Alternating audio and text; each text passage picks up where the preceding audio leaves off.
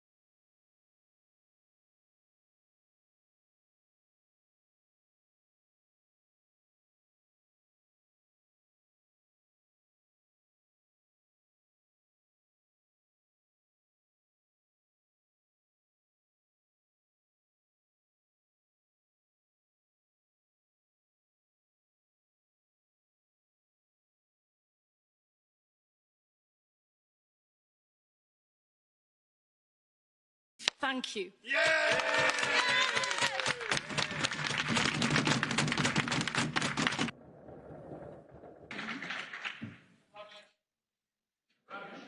Madam Hübner, please. Thank you very much, President, dear colleagues. I understand that the political situation in the UK is, to say the least, challenging. However, it must be clear that the proposal that came from the United Kingdom, long awaited by the EU, that might lead to an orderly Brexit, has not met our expectations. We hope to see a legally operational alternative to the backstop that would deliver on all its objectives. As Michel Barnier has rightly said, the proposal raises fundamental concerns. In this House, we will not accept a return to a hard border in the island of Ireland. We will not accept distortions to the all-island economy. We will not accept risks to the integrity of the single market, and we cannot either accept replacing the legally operational backstop by a vision of a solution that might or might not come at the end of the transition period. We regret a lack of transparency at this stage of the negotiations on the British side in a moment when the third Brexit deadline is around the corner.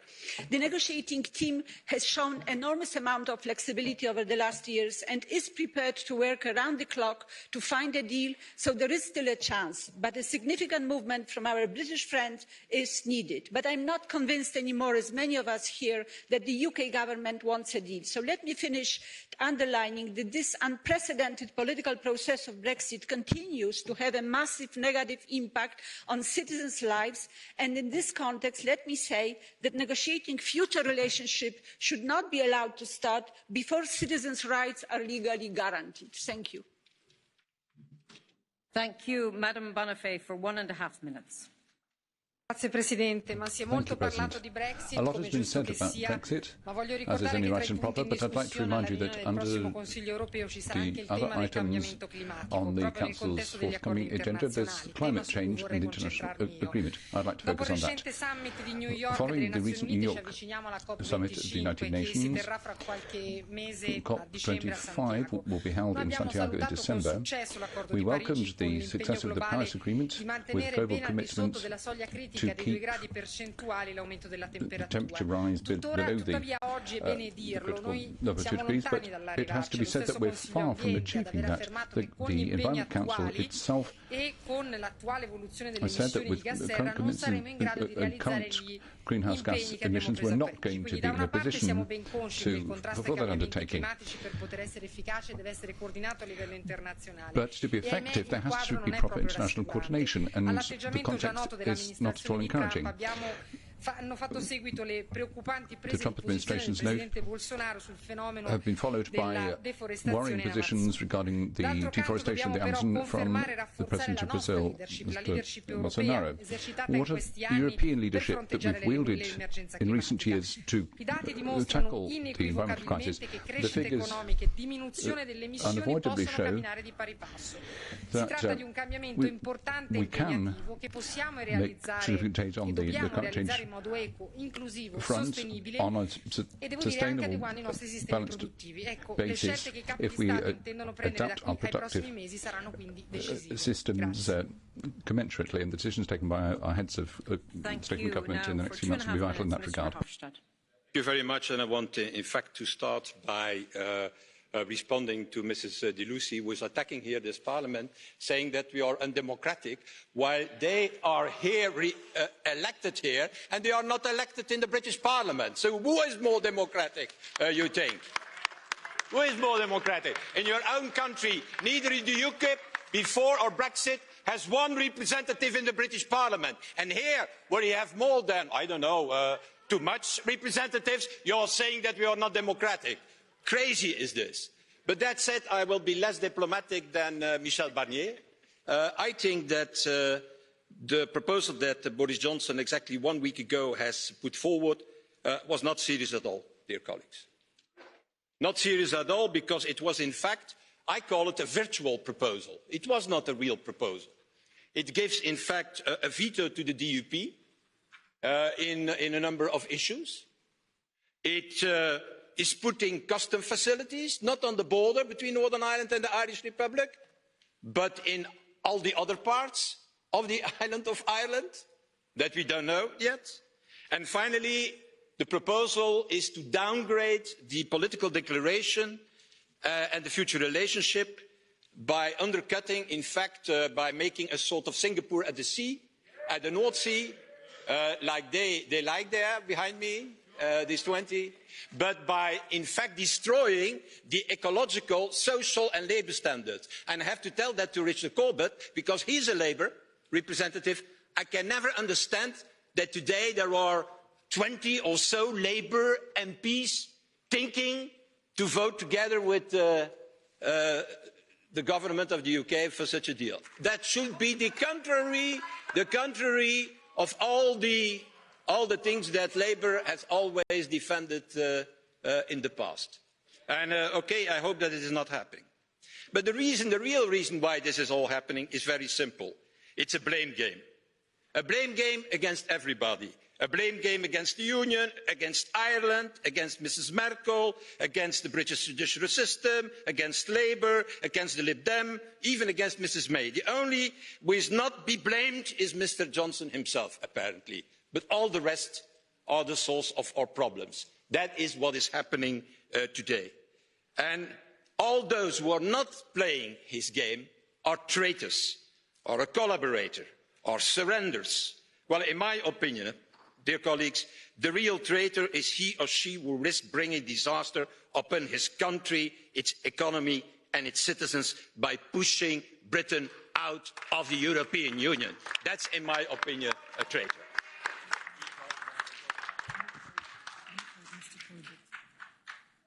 Mr Verhofstadt, you have provoked two colleagues who have blue card questions, only two. The first that we caught was, I'm trying to read the word, Martin Edward Dobnet. Will you accept the question? So the floor is yours, Mr Dobnet, for 30 seconds. Dad, I would like to ask you why you don't respect democracy. You claim to respect democracy. You just said you don't think that the Labour Party should be allowed to vote with our Conservative Party. Why not? That is their democratic right. And do you remember how you opposed the fact that Turkey wanted to throw a new election because you didn't agree with the first one, yet you want us to throw a second referendum in the UK? Mr Verhofstadt, you do not believe in democracy, except when it suits you and except when you win. And when you lose, as you did at the European referendum and the Brexit referendum, you just don't like it, do you? I'm afraid you've lost, my friend. Goodbye. I'll try and keep it to 30 seconds, so I'm sure, Mr Verhofstadt, you will confine your answer to 30 seconds, please.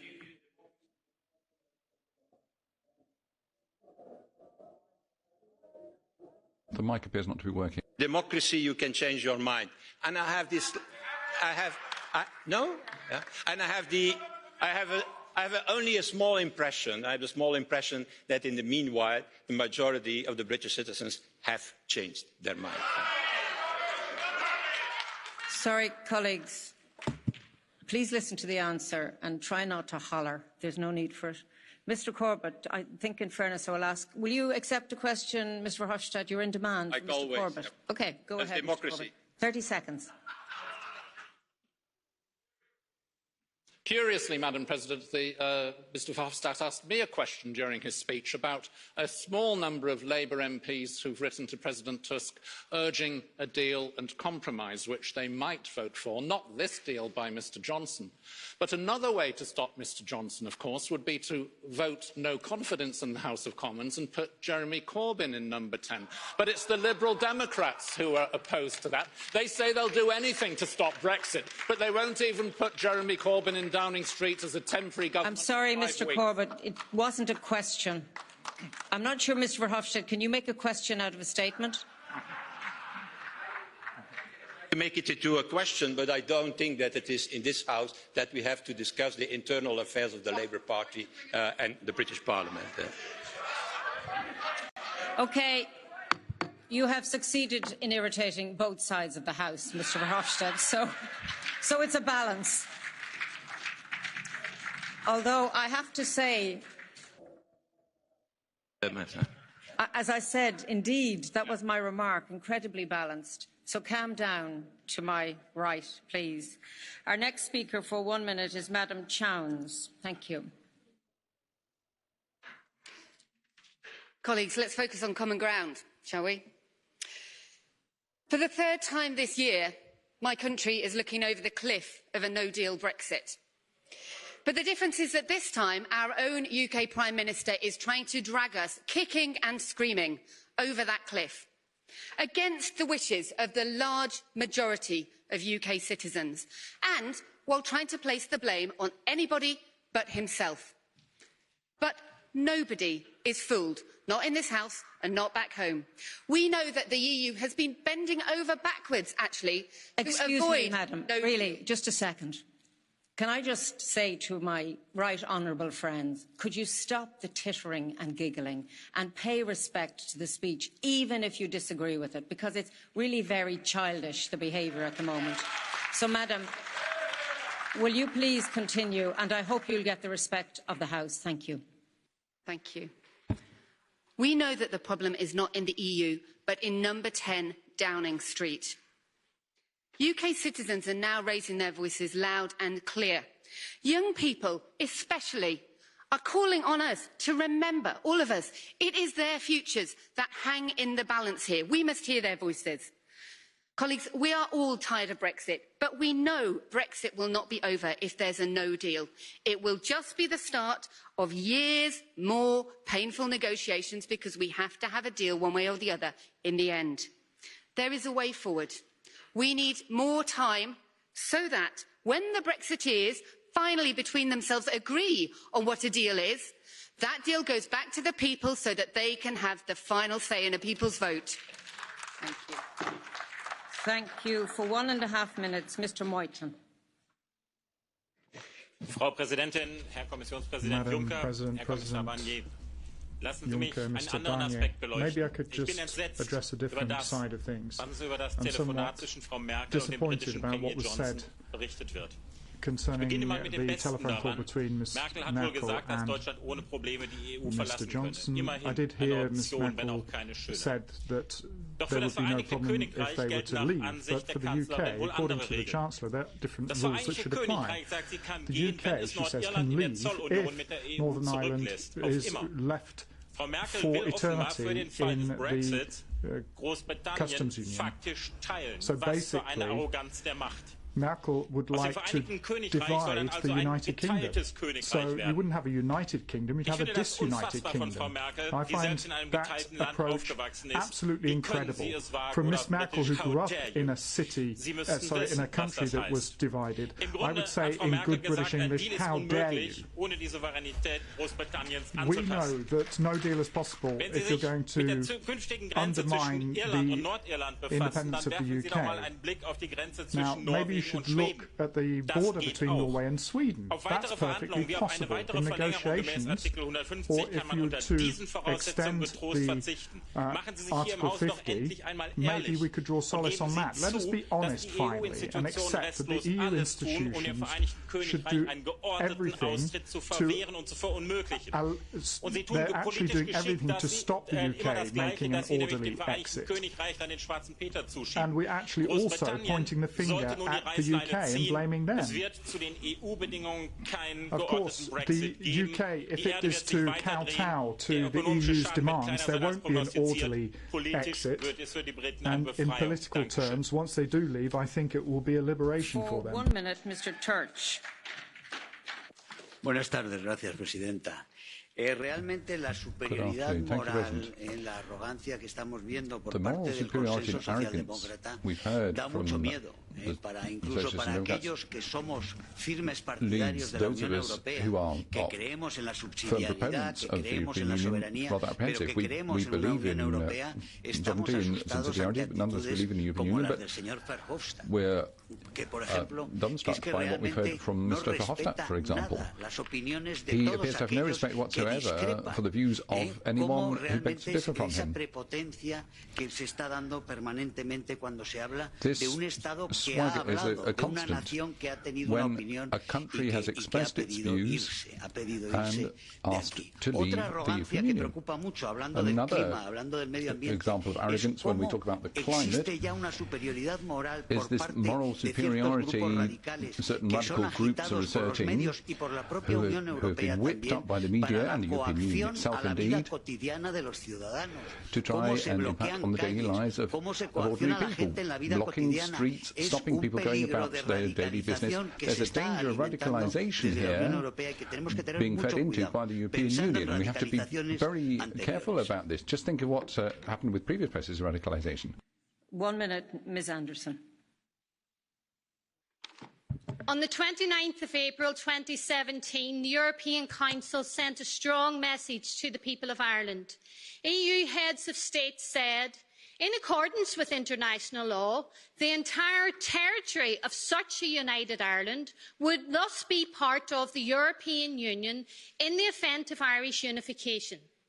The constitutional setup in the north of Ireland rests on continued consent. Opinion poll after opinion poll shows that Brexit has evaporated the consent for the north to remain connected to Britain. The British Secretary of State has both the discretion and the duty to call a unity referendum if it appears that a majority would likely vote for Irish unity. Every recent opinion poll shows that there is a majority favouring reunification. Tonight in this Parliament, Professor Colin Harvey and Barrister Mark Bassett will launch a report at 7 p.m. on the role of the EU and Irish unity, planning and preparing for constitutional change in Ireland. This is the sensible solution to the Brexit mess, both for Europe and for Ireland. Thank you all. For 1 minute, Mr. Lagos. Είναι αναφέρετο δικαίωμα του κάθε λαού να αποφασίσει αυτός για το τι θέλει.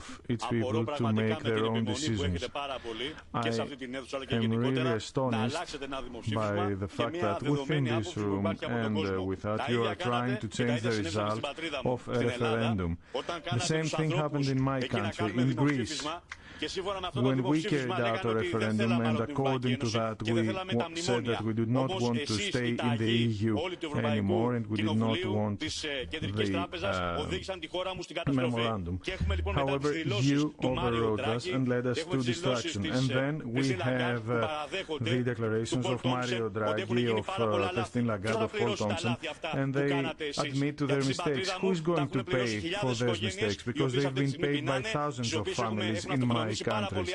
There are people going hungry, there are people that have killed themselves, and all you are doing is going on about theories. Let the British people take their own decisions and not go through what we went through.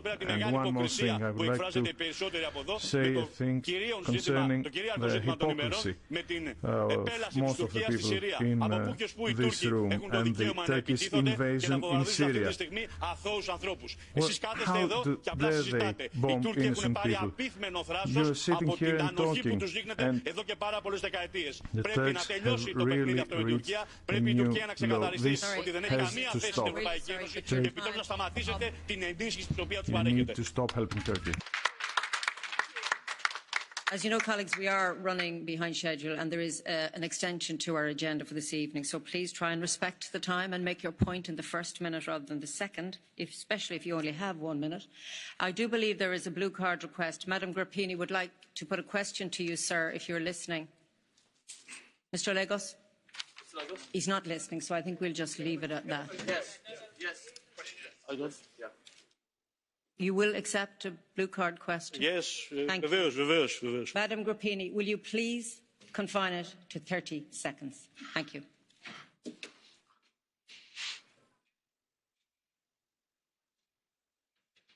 Thank you, Madam President. Dear colleague, of course, I agree that member states need to decide their own fate, but how about the citizens? Do they have rights? And according to the latest British polls regarding what the citizens think, and they believe that they were misled, they were told that nothing will happen after Brexit, that they will have the same rights with no obligations. Do you know the results of the latest polls in the UK? Sir, you have 30 seconds.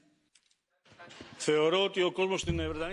think that the people in Britain have not changed their minds, but I cannot understand when a referendum is valid for you and when it isn't. I mean, this thing took place a couple of years ago. Why hasn't it been realized yet? Are you going to wait until you pressure them enough to change their minds? The referendum took place, they made a decision, and according to democratic logic, it should be accepted. Our next speaker for 1 minute is Madam Győri.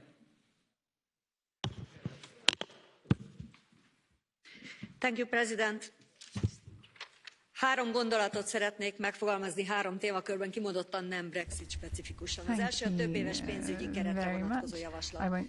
Úgy lehetne megfogalmazni, hogy ami az asztalon van, kevesebb pénz, több célra, nehezített feltételrendszer mellett. Szeretném felhívni a finn elnökség figyelmét arra, hogy ez azért így elég nonsens tűnik. A mostani ötletroham, hogy milyen feltételekhez kössük a pénz elköltését, ellehetetleníteni a normális működést.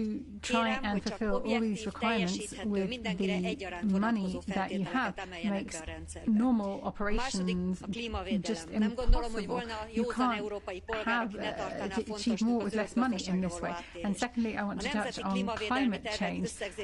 All citizens in Europe believe that the green economy is important, but we need realistic targets. We need to try and have realistic ambitions and not just simply propose larger and larger numbers. And then thirdly, on enlargement that Mr. Juncker referred to, I think it was a mistake for us to say that there would be no enlargement in the previous period.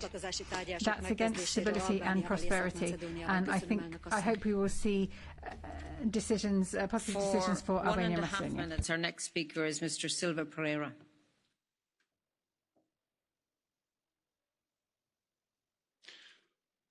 Thank you, Chair.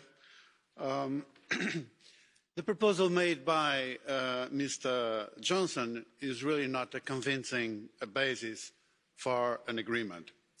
In a way, it looks like that Mr. Johnson is trying to sell us a very nice house with swimming pool.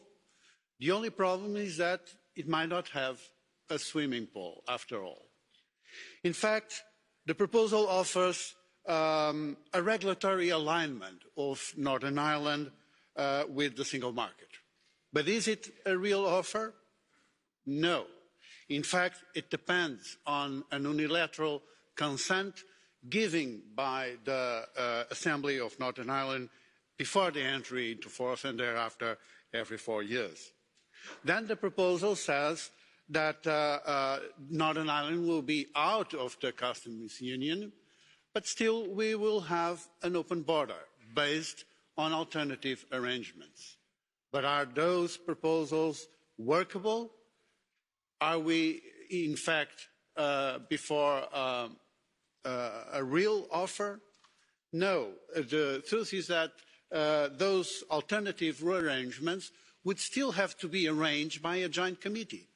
So the proposal itself is unworkable. It's not a basis for an agreement. And so now that we are approaching the Council, our resolution adopted here in the European Parliament remains valid. If no agreement is reached, then we, the European Parliament, we will support an extension of Article 50. For 1 minute, Madam Netchinga. Thank you, Madam President. As a proud British citizen, I am ashamed of our government and the way it is treating both its citizens and democracy. Boris Johnson has misled the entire country, including our Queen. He is not to be trusted by anyone in this Parliament or in the Commission. The EU has shown great patience already, for which I am grateful. And now British politics is being recast. Boris Johnson has lost his majority in Parliament. The European election results and every opinion poll show a majority for Remain. Once Britain has an extension, a cross-party majority in the House of Commons will eject Johnson from office. We would ask you for as long an extension as possible so that a new government will be able to hold a new referendum and the UK will find a solution. And if Boris Johnson and the Brexit Party are so confident the British people have not changed their minds, why are they opposing such a confirmatory vote? The British people do not deserve to be punished for the duplicity of their current Prime Minister, and I ask you to give us as much time as possible so that we can fix this mess. Thank you.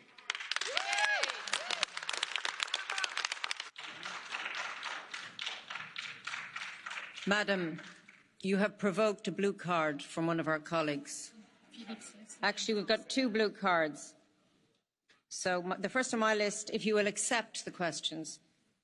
Leslie Phillips. Sorry, is that the colleague? Yes, you have the floor. I just want to ask my colleague from the United Kingdom, talking about how she thinks that our Prime Minister can't be trusted.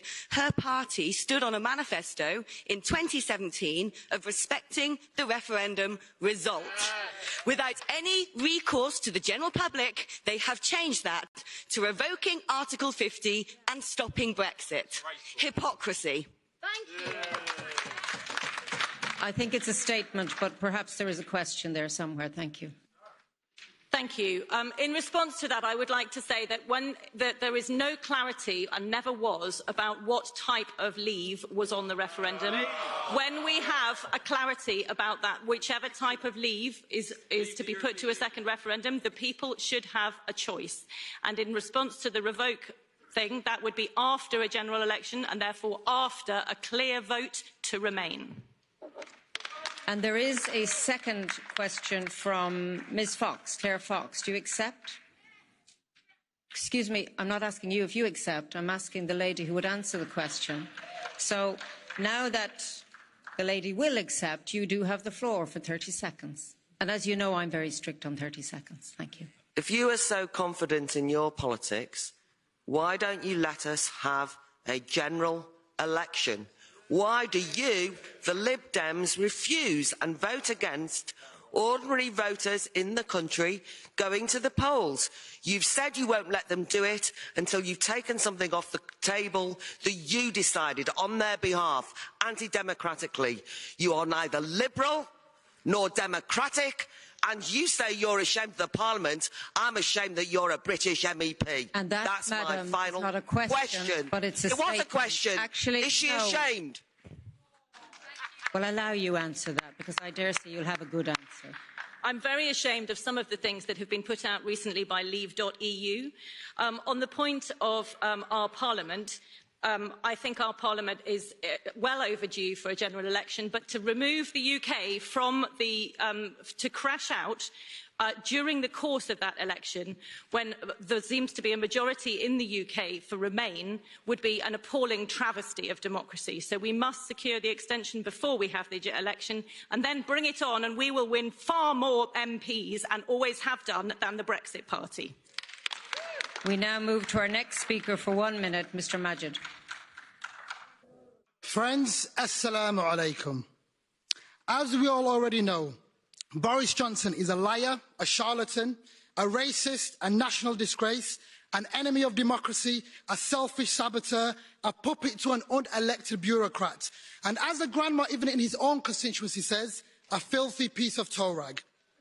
So to Juncker and Mr Barnier and the other EU leaders, give Boris nothing and give the British people everything, especially the young. Give them your solidarity, your unwavering support, and your sincere promise that you won't ever abandon them to the fantasies of the insecure, delusional, tiny British elite that is summed up by Boris Johnson. And Madam Chair, I have constantly and frequently criticised the EU on countless occasions, and believe me, that's not going to change. But our future is here, in this Parliament. But our future is here in this parliament. This is a European Union that turned ash, smoke, hate, horror, death and destruction into an ode to joy. And my name is Majid, and I'm proud to be a British, Somali, African and a European.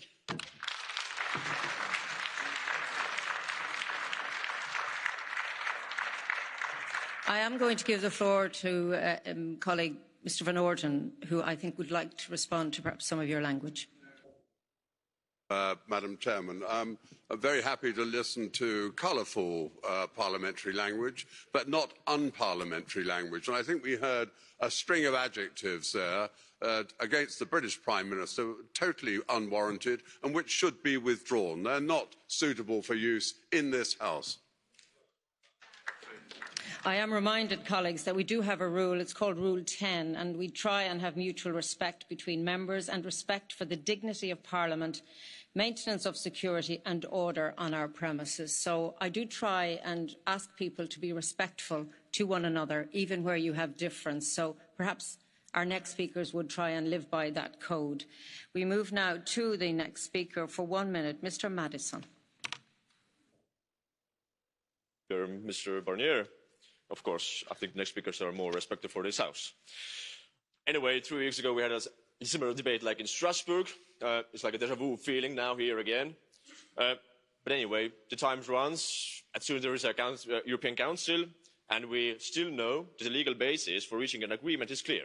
Article 50 of the Treaty of the European Union is clear. It reads as follows, and I quote, "Any member state may decide to withdraw from the Union in accordance with its own constitutional requirements." Unquote. The effects of further extending the deadlines or of a no deal will result in a lose-lose situation for all sides. Not only will it create serious problems for the multi-annual financial framework for the next period, but it will almost certainly result in a hard border in Ireland. The latest deal put forward by Mr Johnson includes major concessions on the part of the UK. The EU should now show the UK the same courtesy. The EU is like a jealous lover using useless tactics to prevent the other party from leaving, but in reality, these antics only drive the ex-lover further away. I would therefore like to remind the EU of the age-old saying, if you love something, set it free, please. Thank you. How very thoughtful.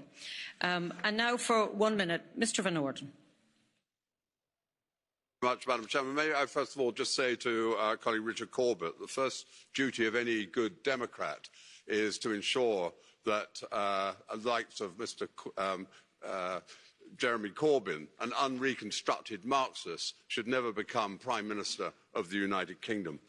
May I also say that when President Sassoli spoke at the beginning of this debate, he was not correct when he said that there were just two options.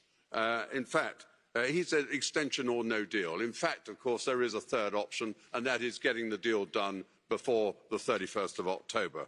There's effectively a week left to conclude a suitable deal between the European Union and the UK. The British Prime Minister wants a deal.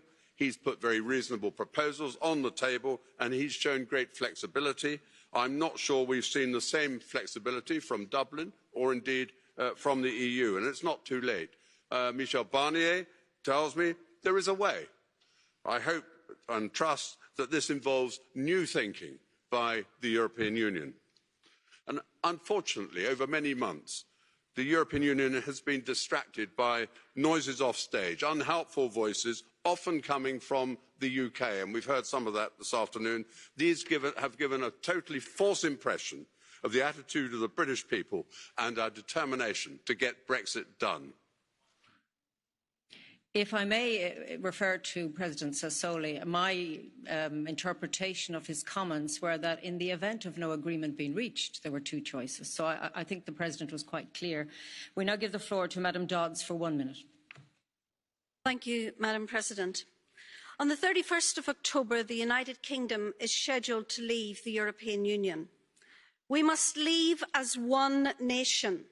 This means that Northern Ireland will leave the single market and the customs union with the rest of the United Kingdom. Prime Minister Johnson's blueprint means that the consent of the elected representatives of Northern Ireland is rightly required to opt into some of the rules which would make trading with our our neighbours in the Republic of Ireland, easier for businesses and farmers. A sensible, pragmatic way forward, honouring the UK's referendum result. This has been met with complete negativity by EU leaders.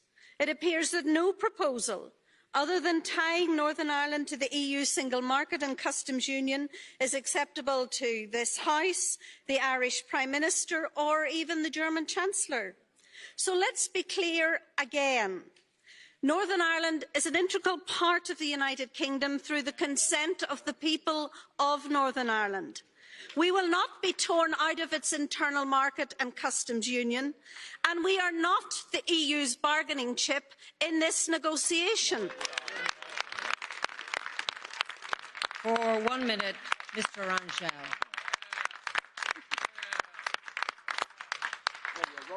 Thank you, Chair, Presidência Finlandesa, Sr. Barnier, Comissário Carlos Moedas. Dois temas vão dominar o Conselho. Tem a ver com o orçamento no longo prazo e, em particular, com o MFF.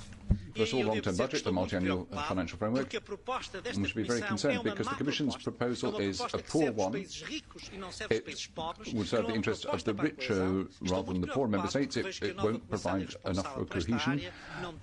And the Commission designate seems to have no will to change that, or indeed to take a Commission initiative to increase the budget, thereby enabling us to have a proper cohesion policy. And the second point is Brexit. Now, there clearly, Boris Johnson, at the moment, isn't playing the blame game. He's trying to ensure that the European Union carries the can for the absence of a deal. We must not give way to that blackmail. Let's say to everyone in the United Kingdom, on the European side, we're very much open to an agreement, even within the short period of a week, and we're prepared to allow for an extension. The question is for there to be genuine goodwill on the part of the United Kingdom to reach that agreement. For 1.5 minutes, Madam Peary. Thank you, Madam President, Minister, colleagues. There are also other items on the agenda of the European Council than Brexit. It will decide on the start of the accession negotiations between the EU and Northern Macedonia and Albania. And only last week, President Tusk, President Juncker, President Sassoli and President-elect von der Leyen issued a joint letter on the opening of accession talks. Their wording was strong and their message was crystal clear. North Macedonia and Albania did what we asked them to do. The time has come to open accession talks with both countries. This is a test about the Union's ability to deliver on its promises and look to the future. The assessment for these two countries is of course different. These are two separate systems with different political contexts and distinct challenges, and every country must be judged on its own merits. But what I want to underline is that this decision is not about EU membership. It's the start of accession negotiations, which is based on an assessment made on clear benchmarks and clear deliverables. Both North Macedonia and Albania are ready to start working further difficult but necessary reforms in the years ahead. And let me remind you that this decision has already been delayed for 1 year. So let's not miss this opportunity to make our enlargement policy once again credible and predictable. Thank you. Thank you. Madam Long, for 1 minute. Madam President, the support of the EU for Northern Ireland and the Good Friday Agreement throughout this Brexit crisis is hugely appreciated by those in Northern Ireland. We need that support now to continue. More than anywhere in Europe, Northern Ireland needs a deal if Brexit is to proceed. A deal that creates no new border infrastructure within our islands, protects our economy and respects the Good Friday Agreement in both letter and spirit. A point reinforced powerfully by Tony Blair, Bertie Ahern and John Bruton at my recent Brexit event here in Brussels. The UK Government's proposals do none of that. Instead of avoiding a border, they create two. Instead of protecting business, it creates more barriers to trade and places business in Brexiternity, an unending 4-year cycle of uncertainty as to their position in the single market. Instead of protecting the Good Friday Agreement, it places the future of the Northern Ireland Assembly, already suspended for 3 years, in further jeopardy. These are not serious proposals. The UK government wants a no-deal Brexit, but wants to lay the blame with the EU for its consequences. It is crucial that strategy does not succeed. It is vital that no-deal Brexit is avoided. Northern Ireland's people, prosperity and peace depend upon it. Mr. Borchia, for 1 minute. Presidente, visto che il prossimo Consiglio europeo si occuperà tra gli altri argomenti anche degli sviluppi più recenti in ambito di politica estera, suggerirei caldamente che venissero fatte delle valutazioni molto attente in merito alla Turchia, in merito al suo comportamento, in merito al suo ruolo all'interno del negoziato con l'Unione Europea.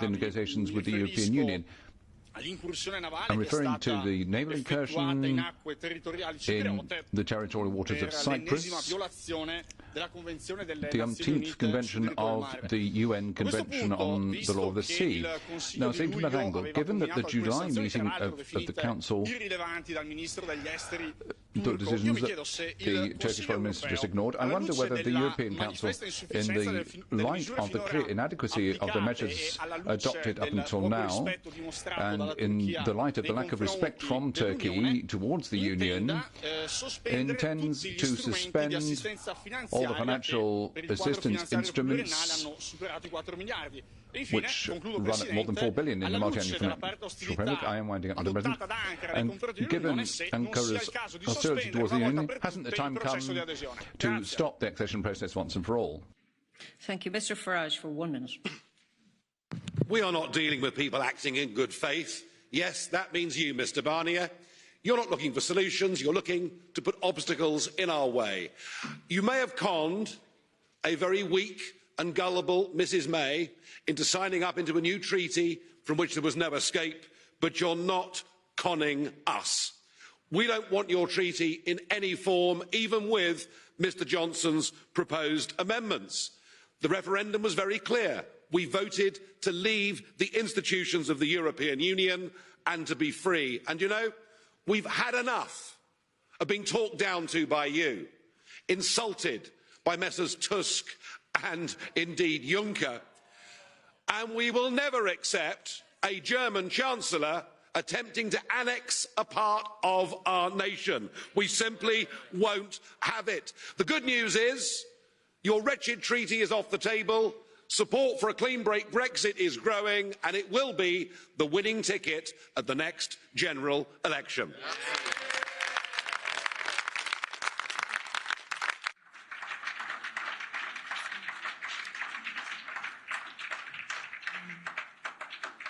I didn't think we were discussing the UK's next general election. I thought we were discussing Brexit. You have, of course, provoked some reaction from colleagues. Will you accept blue card question? Ms Bunting. Am I on? Hi. Yes, the country voted, the UK voted to leave the EU, but they didn't know what they were voting on, and they were misled. They were. Could you ask a question? I don't want a statement. I'm really sorry. I need a question. Yes, I would like Nigel Farage to account for why he stood in front of that poster with refugees that had nothing to do with European Union. I would like to ask why they supported erroneous statistics and inaccurate facts. They know your time is up, madam. It is 30 seconds. Thanks. I have two other colleagues who want to ask questions, and I'm going to allow it even though we are over. So, Mr. Farage, will you answer that, please? You patronising, snuck-up snob. How dare you? How dare you tell people they didn't know what they were voting for? They knew exactly what they were voting for. They were voting against 50 years of people like you lying to them.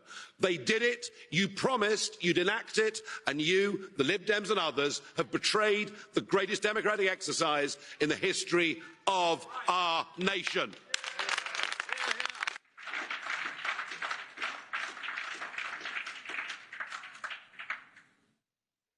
let that settle for a moment.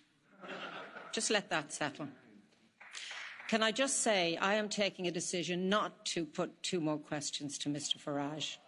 I think it's the correct decision, and I now move on to our next speaker, who is Mr Peters for 1 minute. Thank you very much, Madam President. Mr Barnier, it's clear that the summit meeting next week will be extremely important on Brexit on that file. I hope that common sense will prevail. But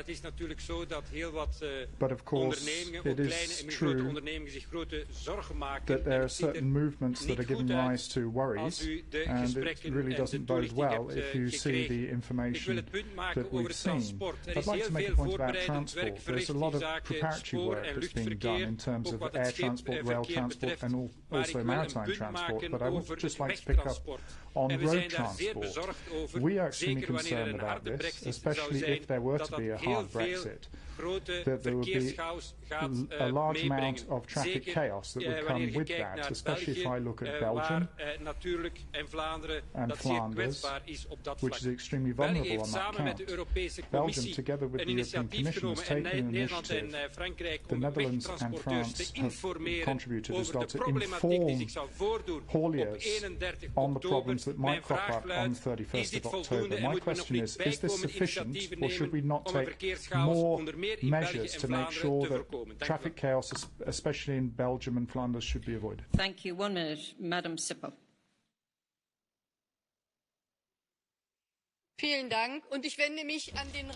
Thank you very much, and I turn to Council now. At the next Council meeting, migration has not been given priority on the agenda, even though the Interior Ministers once again yesterday could not even agree to a small transitional agreement for the Mediterranean. I think when we look at the situation, the position of Commission and Council, the situation is really concerning when we look at the situation of people trying to rescue people from the Mediterranean who are being sent back to torture or repression. Is this what you describe as the European way of life? I have real concerns about our cooperation with the Libyan Coast Guard and our prosecution of those who are trying to carry out search and rescue in the Mediterranean. What we need are effective asylum procedures and a sustainable agreement with these countries of origin based on our values. That is our duty. Thank you. Thank you. Madam Keller for 1 minute. Thank you, Madame la Ministre Titi Tuppurainen, Monsieur le Négociateur en chef, cher Michel Barnier, Chief Negotiator, Mr. vous avez Barnier, magnifiquement démontré, you have cher shown Michel in no Barnier, uncertain terms, que Mr. les Michel Barnier, propositions de that Boris the Johnson proposals coming from ne Boris tiennent Johnson pas la route. really don't hold Je water. m'associe pleinement aux I inquiétudes formulées wholeheartedly par ma collègue endorse the concerns Naomi Long expressed by my sur le colleagues such as futur Naomi Long de l'Irlande du on Nord. the Nous future avons besoin of d'un Northern accord, Ireland. We need mes chers an collègues, pas à agreement, n'importe quel prix. but, ladies Pour and les gentlemen, 27 not at autres any États membres, cost c'est for the seulement other l'intérêt 27 ultime member de nos states. concitoyens qui doit prévaloir. It's the ultimate concerns of our Et je me citizens that should souviens, hold sway. Cher Monsieur And Nigel Farage, Mr. Nigel Farage, de maybe I votre can démission, recall the fact de that votre you liquéfaction au resigned lendemain du référendum. pursuant to the Je voudrais referendum, saluer the day after, le travail indeed. de la And I'd Commission like pour to maintenir la welcome the cohésion work of the de Commission notre to Europe, une maintain Europe unie, cohesion ouverte within au Europe, dialogue, a united mais Europe ferme open to dans dialogue, ses but intentions. firm in its Je voudrais intentions. souligner, alors I'd que la like date to du 31 underscore octobre that the approche, 31st qu'il est of aussi temps de October is fast réfléchir approaching, à la the nature time to de la reflect on relation the nature future of the future entre relationship l'Union between européenne the European et le Union Royaume-Uni. and the United Nous Kingdom respectons profondément is le something peuple that britannique. we should do Je vous in remercie. full respect of the people of the United Kingdom. Merci, Madame Keller. Our Thank you, next Mrs. speaker Keller. is Madame Marques for 1 minute. Président, Ministra Tuppurainen, Thank you, Sr. President. Barnier, Mrs. não quero Tuppurainen, desvalorizar o Mr. Brexit, Barnier. antes pelo contrário. I don't want to Mas os detract from the europeus importance of esperam Brexit on the que country, haja but mais Europeans vida para além do Brexit. want there to be life Falarei beyond do quadro Brexit. financeiro I'm going to talk plurianual about the multi-annual 21-27. financial framework from Estamos 2021 numa to corrida contra o 2027. tempo. We're running against the clock here. We must not disappoint the expectations of the citizens who place their trust in us. Parliament is prepared to negotiate on the multi-annual budget. Let us be clear about this. The Council doesn't yet have its position. It has an opportunity here, realistically, to redefine the scale and financing of the budget. The Commission's proposal is inadequate. What we need is a robust budget with a political agreement to run from the end of this year. We have a clear position. We need new own resources to finance new challenges. You must not distract from traditional policies. There has to be new money for new initiatives. We must make the most of the existing initiatives. If they are to be fit for purpose, we need a carbon-neutral, sustainable economy. Next week, all eyes will be turned to the European Council, and we look to them to give us a decision. Ladies and gentlemen, I would ask you to keep to your allotted speaking time. We have run over by almost 50% of the time already. Next speaker, Richard Corbett. Sorry. The British Prime Minister is indeed playing the blame game. He has tabled a proposal which he knows is unworkable, hoping that the EU will reject it so that he can blame the EU for doing so. But actually, we don't need to take the EU's word for it. Take Northern Ireland, the very territory it is supposed to help. There, the Manufacturers Association, the Retailers Organisation, the farmers, the trade unions, and every political party other than the DUP has said this proposal is unworkable for them. So we are going to come to a no-deal situation, and under British law, Johnson has to ask the European Council for an extension. I urge you to grant that extension, not just to avoid the catastrophe of no deal, but to give time to the British democratic processes, be that a general election or a referendum or both, to take place over the next few months. And they will lead. Let's not forget now, we have a minority government. Every single opposition party in the House of Commons now wants another referendum on Brexit. That will lead to the public having a final say on the actual Brexit deal on the table, and you will see the outcome may be the right one. Thank you. Mr. Moreno Sanchez. Thank you very much, President. Ladies and gentlemen, as I said in my previous comments, we are still in time for the British to change their mind and come back into the European fold. Boris Johnson needs to be clear, though, and stop muddying the waters. Does he want a deal or simply to leave? We are prepared to deal with a no-deal Brexit. The Commission is prepared. My government has taken the necessary measures to mitigate the impacts of Britain leaving the EU and to protect the interests of citizens and companies in Spain. I hope over the next few years there will be an orderly withdrawal with a deal. But we need to be prepared. We need to continue working on our new strategic agenda. We need to agree on an ambitious MFF that's in line with the expectations of our citizens and our political objectives. We also need to ensure that Europe is a leader when it comes to tackling climate change and implementing the Paris agreements. Thank you. Thank you. Ladies and gentlemen, we are coming now to the Catch the Eye. We have only time for 5 people, so we will start with Mr. Ruiz de Veza.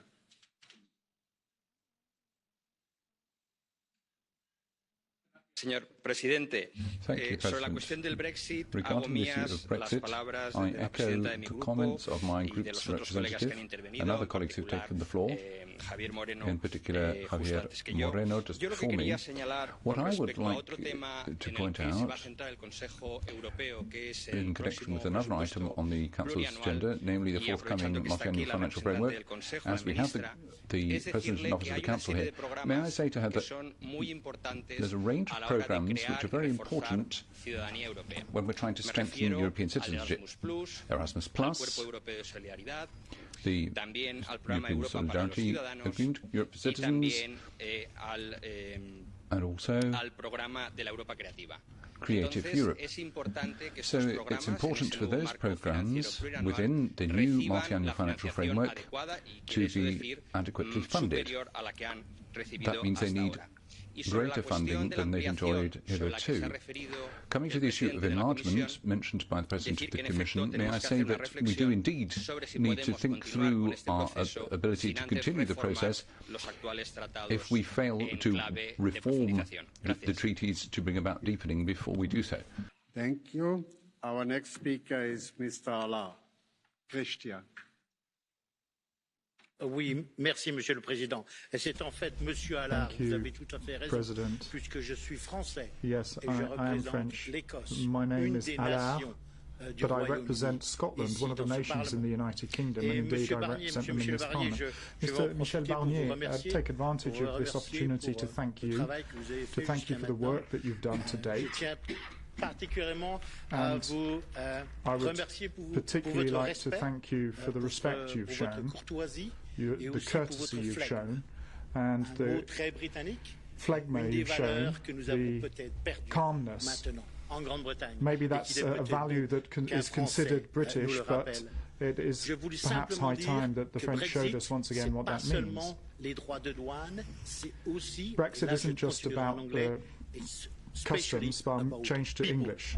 It's about people like myself, it's about people living in Northern Ireland, in the Republic of Ireland, it's people who are married to EU citizens who live in the UK, it's about British people who are living across the EU who are married to other people. So please remember this. Anything happens, secure our rights. Thank you. Thank you. Mr. Dimesh. Hello. Yeah. I just want to make clear that in the UK, we live in a parliamentary democracy. And that means that when a referendum result comes out, it is then advised to the parliamentarians, the MPs in Parliament, who then try and administer that result. Fortunately or unfortunately, there is no Brexit majority in the UK Parliament. Now, as far as I'm a Lib Dem, as far as the Lib Dem manifesto goes, we never have ever said that we will be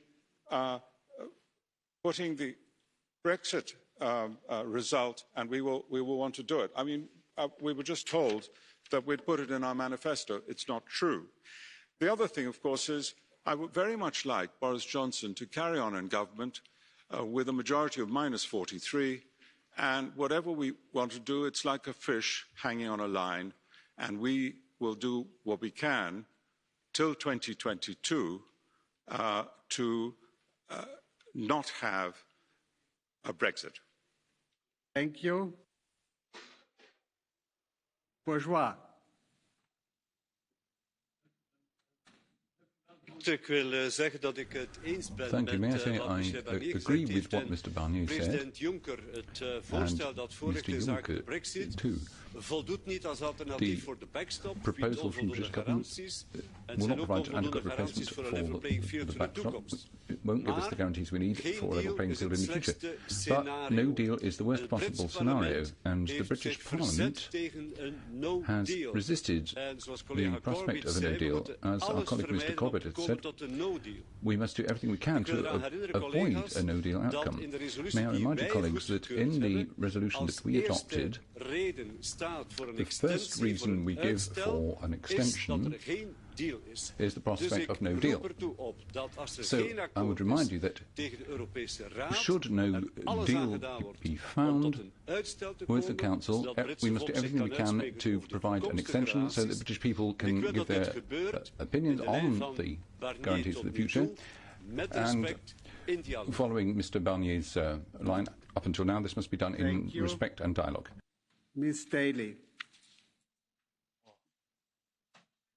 Thank you, President. I'm an Irish citizen. I don't want to see a hard border. I want to see the Good Friday Agreement respected, but every time I listen to Monsieur Verhofstadt, I see the arrogance of the EU institutions displayed in a manner in which I find incredibly unhelpful. But in any case, the European Council meeting is going to be discussing the strategic agenda for the next 5 years, and I have to hand it to you for the no-holds-barred approach taken to the section promoting Europe's interests and values in the world, because our government, where neutrality is incredibly important to our citizens, like to say that this is kind of about peace and apple pie, that we join up to PESCO and it doesn't really mean anything. But actually your strategic agenda is very clear about the imperial direction in which the EU is going, talking about defending the interests of the EU, the need to be more assertive, to exercise our influence, be more assertive, work with NATO,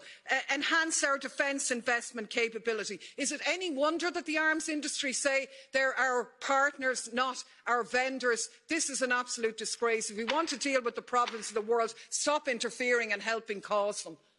Thank you. Mr. Giordano.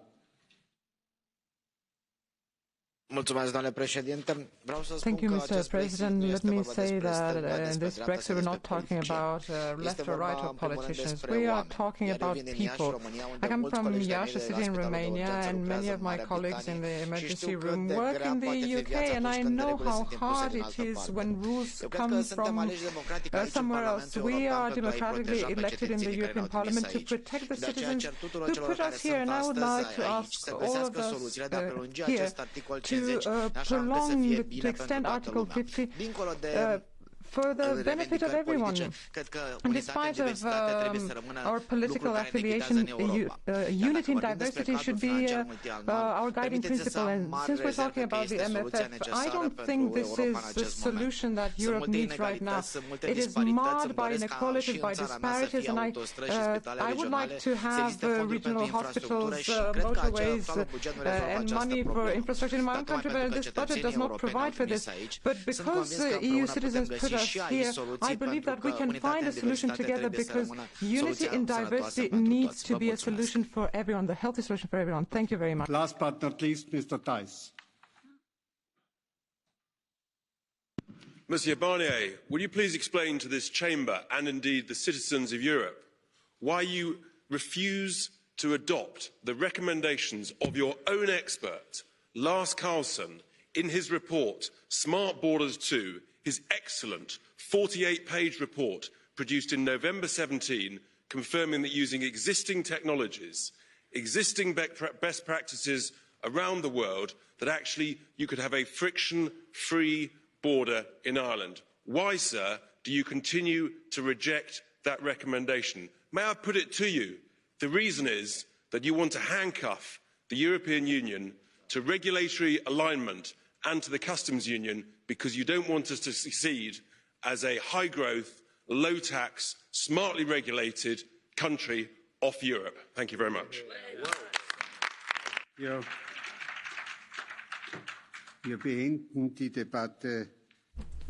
debate concludes with the Council. Mrs. Tuppurainen, you have the floor. Sehr geehrter Herr Vorsitzender, honourable members, ladies and gentlemen, thank you for your very intensive debate. Many of you addressed the issue of Brexit, which is understandable, but also many of you made remarks and comments in regard of the upcoming European Council. I will convey these messages and remarks to the President of the European Council. Thank you very much. In terms of our work ahead, now that the strategic agenda has been adopted, it is time to look at how it can effectively be implemented and how we can work together to achieve our common goals. It is crucial for the EU to move ahead in key areas, particularly in terms of its future budget and on climate change, one of our most urgent threats. In addition, it is clear that Brexit is a pressing issue for leaders next week. Now, if you allow me, Mr. President, on MFF, I would just like to recall you that tomorrow in this very plenary we are going to have a debate on the next multi-annual financial framework. So we will have a perfect opportunity to exchange views on MFF tomorrow morning. And finally, on Brexit, I regret to reiterate that the UK proposal is not operational. There is therefore some serious work to do if one is to achieve a deal. But a no deal cannot be the preferred choice of the Union because of the significant consequences on citizens and businesses, even though we are well prepared. So, ladies and gentlemen, if requested by the UK, for good reason, an extension will be considered. And however urgent the Brexit issue is, we do have other issues on the Council agenda and we do concentrate on our work. So thank you very much for your attention and for this lively debate. Thank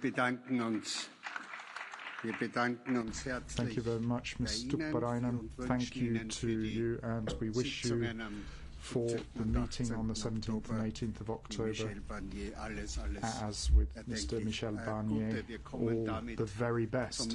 That brings us on to the next item on our agenda, which is a Commission statement on greening the European Investment Bank. And for this debate, I would like to welcome the President of the European Investment Bank, Werner Hoyer.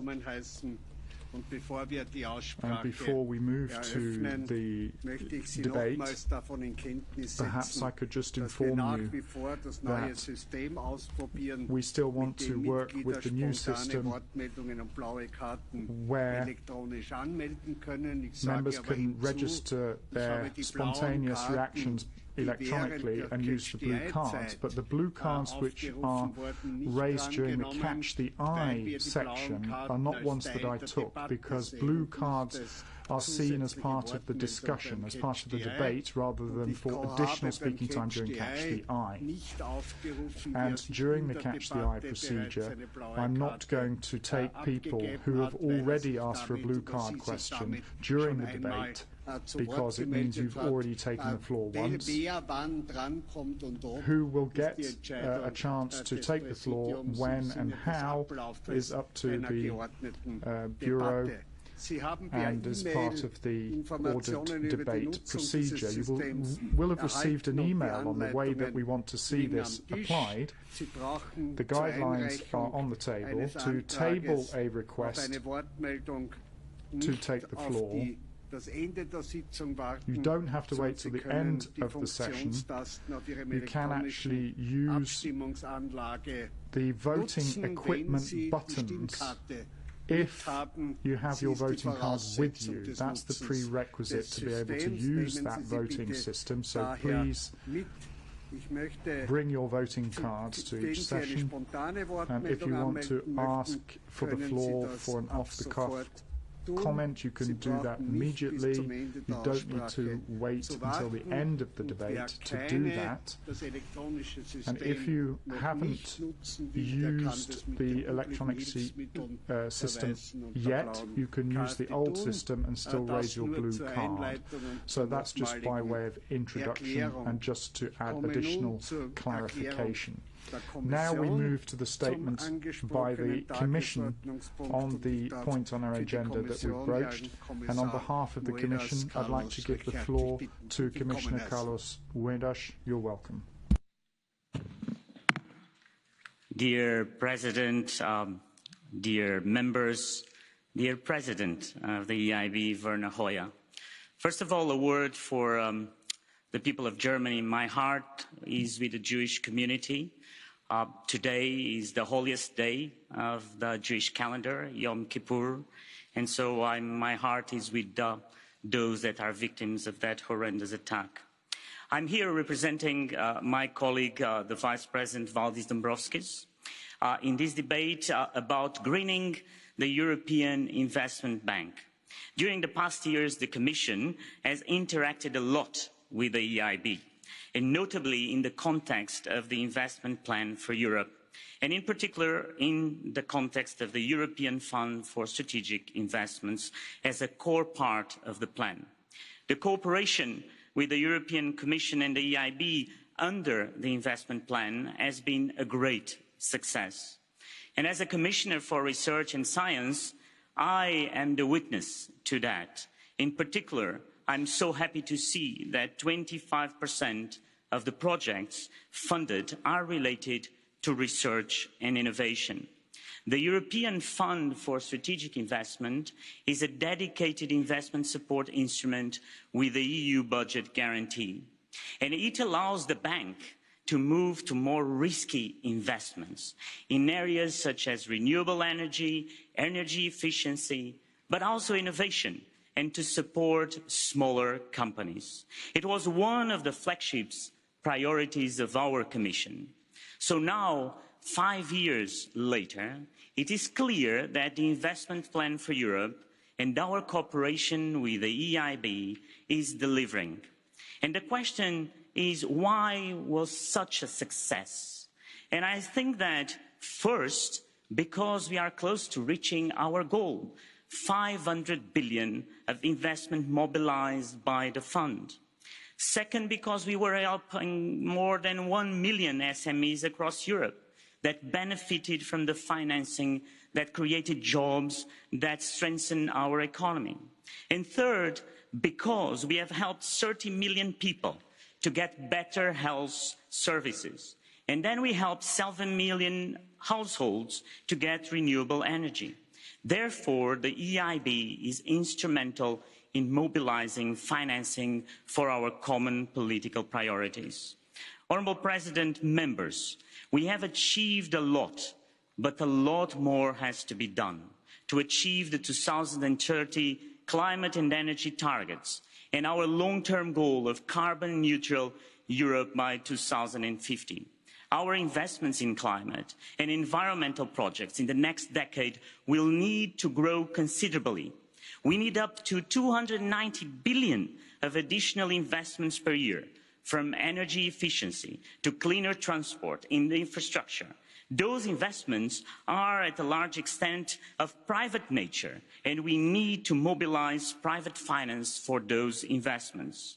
So on the one hand, we need to create a supportive framework. But on the other hand, we can also use our EU budget to mobilise private capital. So we will continue doing it with the future InvestEU programme, maintaining our crucial partnership with the European Investment Bank. President-elect Ursula von der Leyen, in her speech in this House back in July, proposed a Sustainable Europe Investment Plan under the European Green Deal, aiming to mobilise 1 trillion of investment over the next decade. This plan will aim to make Europe the first climate-neutral continent in 2050 and will broaden our strategic environmental agenda beyond climate.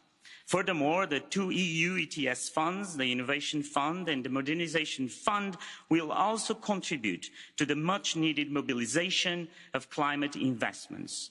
Support to investments will go hand in hand with our strategy for green and sustainable financing to ensure complementarity between the Commission's regulatory and investment actions.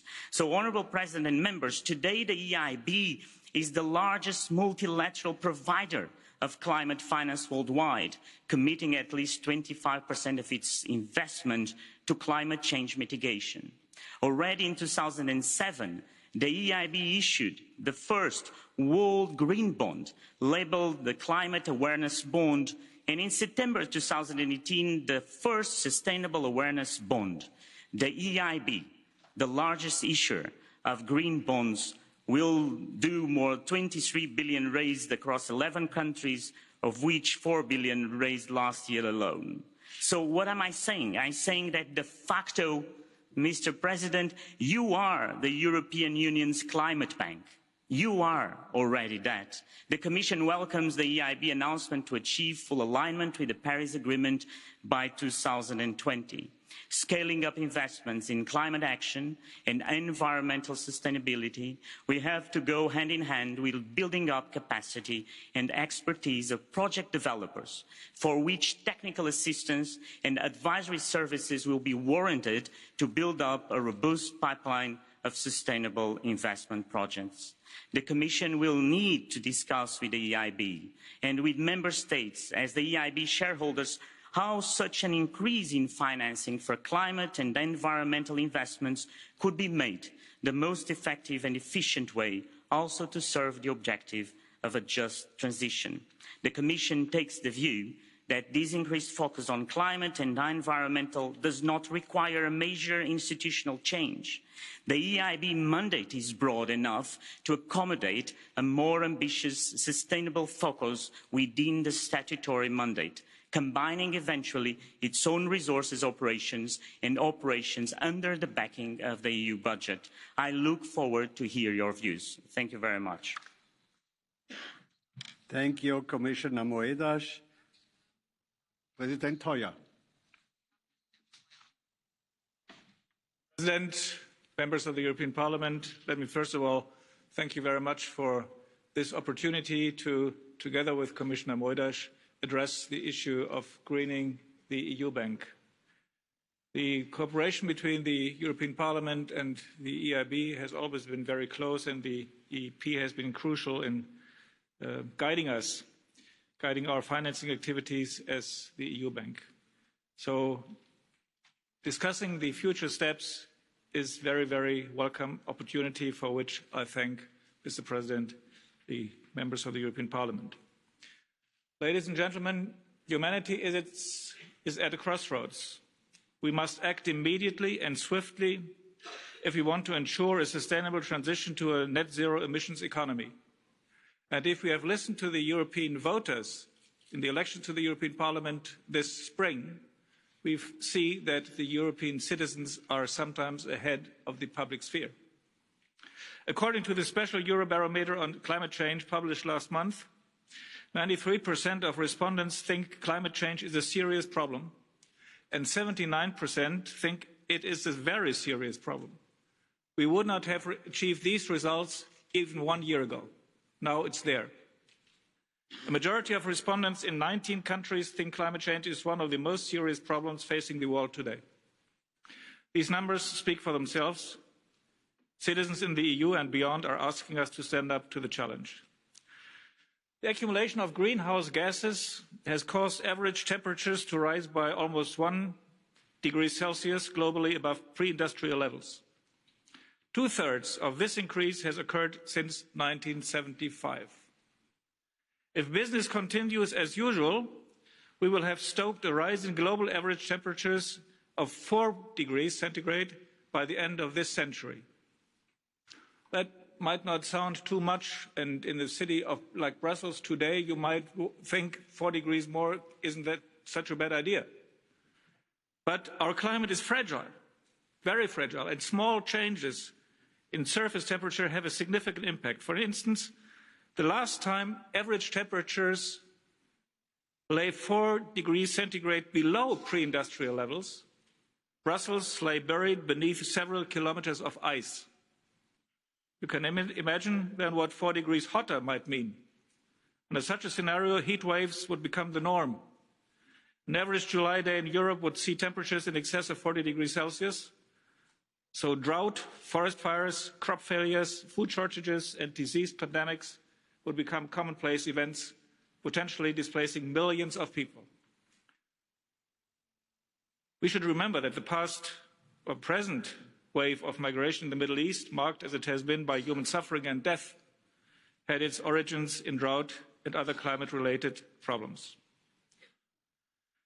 Ladies and gentlemen, since 2012, we have provided 150 billion euros of finance supporting 550 billion euros of investment in climate action and environmental sustainability, making the EU Bank Group one of the world's largest multilateral providers of finance for climate and environment projects.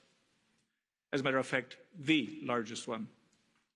Since we first set ourselves the climate action finance target in 2010, our ambition has been increasing. In 2015, we were the driving force behind the multilateral development banks in the Paris process and in the United Nations Summit on the Sustainable Development Goals. And there, in this context, we pledged to provide $100 billion for climate action projects in the 5-year period to 2020. We're delivering on that target. Indeed, since 2016, we have invested approximately $71 billion into climate action projects. Last year alone, 16 billion again. Having said that, the EIB can and is ready to become even greener. We have listened to the conclusions of the European Council in June, which requested the EU Bank to step up its climate action activities. We have listened to the very clear message by President-elect Ursula von der Leyen in her address to you at the European Parliament, and we have listened to you, the European Parliament, for very vocal international calls for action. EIB is expected to be ambitious, and this is the reason why I believe we should not disappoint and make proposals to our shareholders which are ambitious. We are presently finalising our increased ambition for 2030 climate action and environmental sustainability, and our approach builds around 3 pillars. 1, an increase in our own financing. Last year, nearly 30% of the EIB's new commitments worldwide were dedicated to climate and environmental goals. I would like the EIB to be much bolder and aim for 50% for these activities by 2025. Second, a commitment to grow sustainable finance from billions to trillions. By working with our public and private partners, we aim to help unlock at least €1 trillion of investment by 2030. This would include a marked increase in support for climate adaptation and resilience. As the Commissioner just has said, Mr. President, these objectives are never achievable with taxpayers' money alone. We need to leverage the possibilities that the European Union is giving us by introducing or by drawing in the private sector into the financing of these projects. That's what we are there for.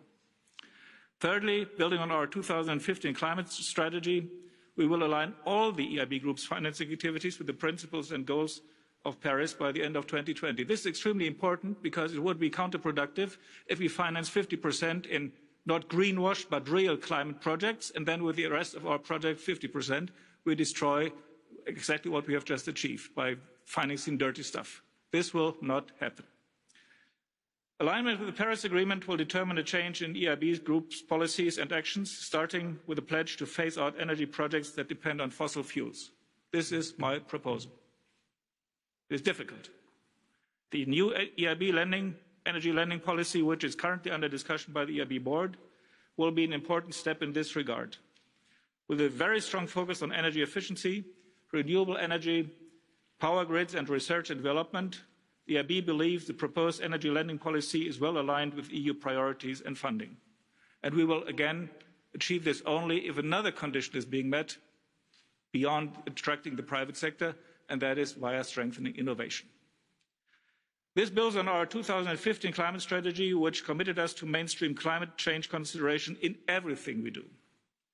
Science tells us that transitioning to a carbon neutral economy entails ending the use of fossil fuels as soon as possible. Thanks to our emissions performance standard, we have not supported any coal-fired power projects for almost a decade, the first MDB to do so. In addition, we will position the EIB as an incubator for climate finance and expertise to mobilise others, helping our societies and economies transform to a low-carbon level.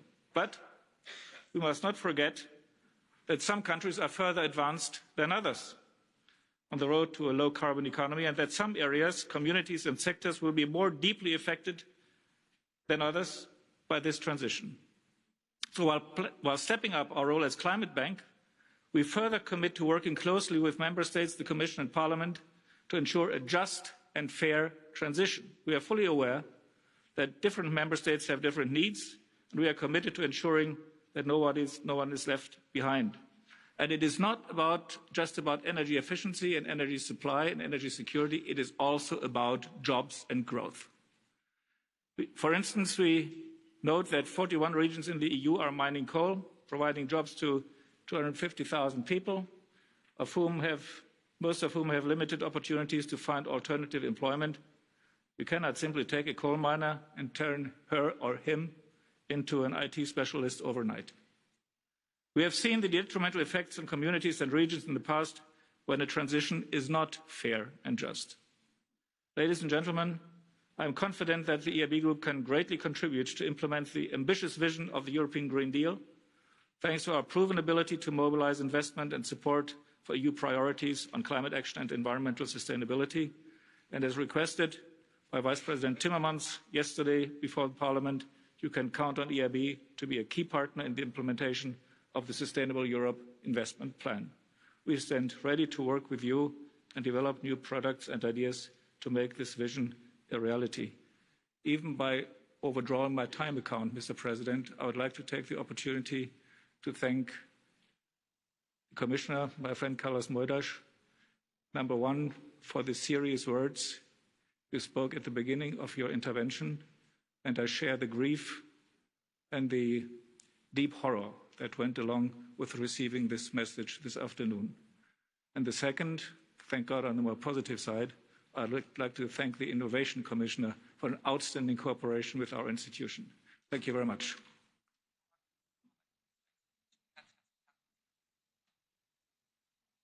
Danke. Thank you. And now we'll take the speakers from the groups of the European Parliament. Mr. Sirpa Pietikäinen has the floor. First of all, I would like to congratulate the European Investment Bank on taking a very active stand on this sustainable finance issue. Because we know what is the challenge in climate change and circular economy. We do have the technologies. And yes, we do have the money, but a big part of the money is on sunk investments at the moment on both public and private funding. And this is what the Sustainable Finance Initiative is trying to correct. And the direction is right. But I would like to raise the bar much faster and much higher. Yes, of course you could be very proud, and you should be proud of the fact that over 20%, almost 30% of the investments are climate neutral and sustainable. But let's take it the other way. That means that over 70% of the investments are not. And that is the ambition level. When we are using public scarce resources, be it EU budget, be it Invest Europe, be it European Investment Bank, the finance should be only for sustainable greening initiatives that turn our infrastructures in the lines of the Green Deal and that turn our economies to circular economy, climate neutral, and to future orientation on the logics of a backcasting. So look what is the challenge. It's marathon, not just walking a bit more. A lot of courage and higher ambition level is what I'm looking forward from the upcoming Commission and European Investment Bank. Thank you, Mr. Fernandez. Thank you, Mr. Fernandez. Muchas gracias, presidente. Thank you very much, President. Yo creo que hemos discutido en esta Cámara en muchas ocasiones la We've necesidad de debated mejorar the la need rendición de to cuentas improve democráticas del Banco Europeo de accountability of the EIB in this chamber on many occasions. And I think that the day that Mr. Hoyer will sit next to the Commissioner will be the day a very clear signal is sent to the European Parliament that they really can hold the EIB accountable. I think that the entire EU and all the institutions have to stand shoulder to shoulder in order to make sure that we honour the Paris agreements. But throughout this process, we have to pay particular attention to those regions that, as the EIB said, could find it difficult during the decarbonisation process. So the transition has to be a just transition. And for it to be just, we have to make sure that the EIB EIB step up its efforts to provide more funding to green projects and energy efficiency projects, taking into account regional balance and help those regions to go through the transition. Mr. Pascal Canfin. Oui, Monsieur le Président. President, I've been campaigning in France together with the President of the Republic, Emmanuel Macron, for the transformation of the EIB into a European climate bank.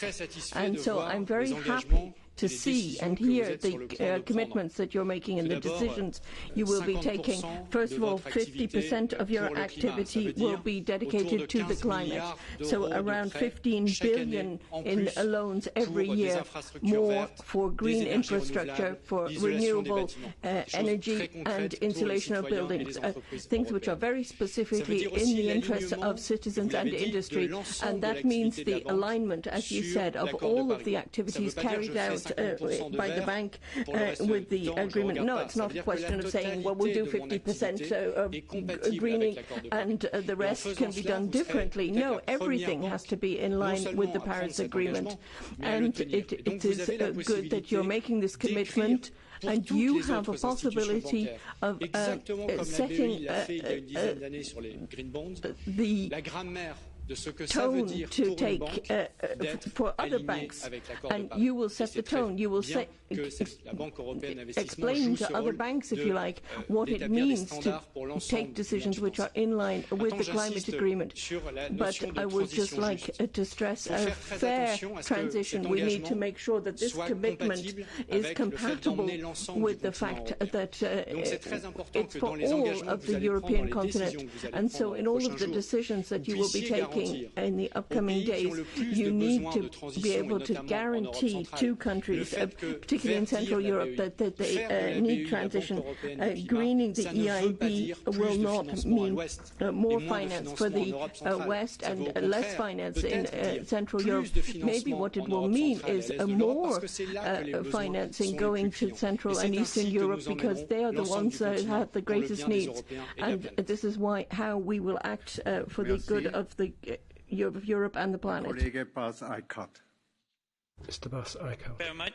Thank you very much. First of all, full support of the Greens to make from the EIB a climate bank. As Greens, we fully support that direction. But we are getting a bit concerned if the Commission is saying, well, you are already a climate bank. This is totally inconsistent with your own plans for sustainable investment for the future. This is totally inconsistent with your plans on a carbon neutral economy. We need a huge investment, and the EIB needs to play a role. The EIB wants to play a role, but then we also need a Commission that is serious about changing the EIB into a climate bank. And I see the Commission looking surprised. But if we are looking at the first litmus test, it's going to be the energy lending policies. And there the Commission is playing a role. And we want to see that no money from a public investment bank is going to fossil fuels. None. And the Commission is not on that line. And for example, on gas, you are promoting an exception for low carbon gas. Have you not learned of CCS-ready coal? That was a joke. The coal came and the CCS-ready never worked. If you are serious about a climate bank, you should be serious about the energy lending policies. No financing to fossil fuels. Thank you. Frau Kollegin Limmer Silvia. Mrs. Sylvia Limmer. Ja, gestern konnten wir uns bereits der verqueren Logik des sogenannten Green Deals direkt aus dem Munde des dafür zuständigen Chefideologen und Kommissionskandidaten Frans Timmermans lauschen. Und mit Schlagworten wie Klimaneutralität, emissionsfreie Autos, Nullverschmutzungsstrategie und Biodiversität will man antreten, das Klima zu retten. Aber alles beruht auf der nach wie vor wissenschaftlich sehr umstrittenen Hypothese von CO2 als alleinigem Klimatreiber. Und so CO2 as the only climate-changing gas was what this was based on. There's a whole chain of political wrong decisions, feasibility, costs, deindustrialisation, millions of jobs that will be cost in the EU member states weren't mentioned at all. Facts are simply bothersome when it comes to implementing the Green Deal. And in implementing this policy, questionable at the very least, is going to turn the EIB into a climate rescue bank with €1 billion in investment. Well done.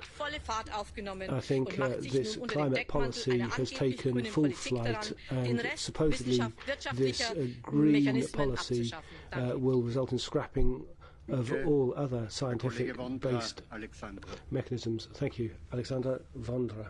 Thank you, Mr. Chairman. I would like to bring our debate just for a minute from the paradise of non-carbon society into a reality of our current times. I'm from Prague, so you certainly know the beautiful city in the centre of the continent, which the roads connect Paris and Warsaw, Berlin and Vienna are crossing through Prague, and right now Prague is on the verge of the transportation collapse because of the EU trucks and the lorries.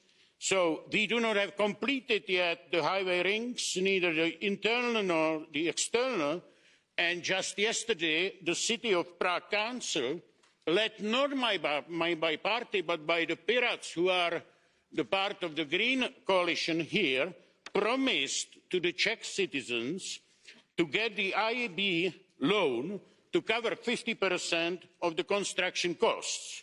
So here is my question. The ring will not certainly contribute to the CO2 reduction. It has nothing to do with the Paris Agreement, but if finished, they will substantially make the quality of the air for my citizens in Prague better. So will EIB allow to finance the issues like this after the transformation? Mr. Kushmao-Chose. Presidente, aplaudimos o aumento da meta para investimentos verdes do Banco do BEI. We welcome the fact that you've increased the threshold for green investment. We would have preferred you to be more daring and ambitious, but what we're worried about is that you haven't turned to public investment and financing investment for transition, transport systems, energy efficiency, and so on, and that it's up to market mechanisms to deal with this. They've already proved that they're not rising to the occasion for the fight against climate change. We're worried because if the European Commission wants to continue talking about the Green Deal, then it has to make sure that it honours the spirit of the deal.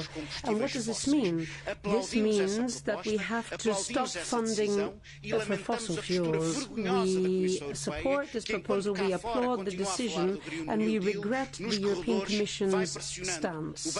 Here it's talking about the European Green Deal, but then in the corridors it's putting pressure on the EIB to maintain financing that over the past 4 years meant that €7.5 billion funded fossil fuels. This has to come to an end. Thank you. I find this debate hilarious. Here we are standing in this chamber debating the virtues of going green, and look around you, at a cost of around €30 million by my estimates, we've flown in, trained in and driven in MEPs from across Europe to not attend this debate. We're here to talk about green matters, but we've burnt half the flipping planet getting here. I find it hilarious. I used to be a Eurosceptic, but I must now declare that I am in contempt of the European Union. I hold the European Union in contempt in equal measure to the contempt it has shown my country and its people over the last 3 years, and particularly in the last couple of months. When we leave, and we will deregulate our banking sector, we will cut our taxes, we will deregulate our businesses, and we will take the European Union on. And so I'm delighted when I see this empty chamber wasting hot air on a subject over which it has absolutely zero control and to which it contributes nothing positive. Well.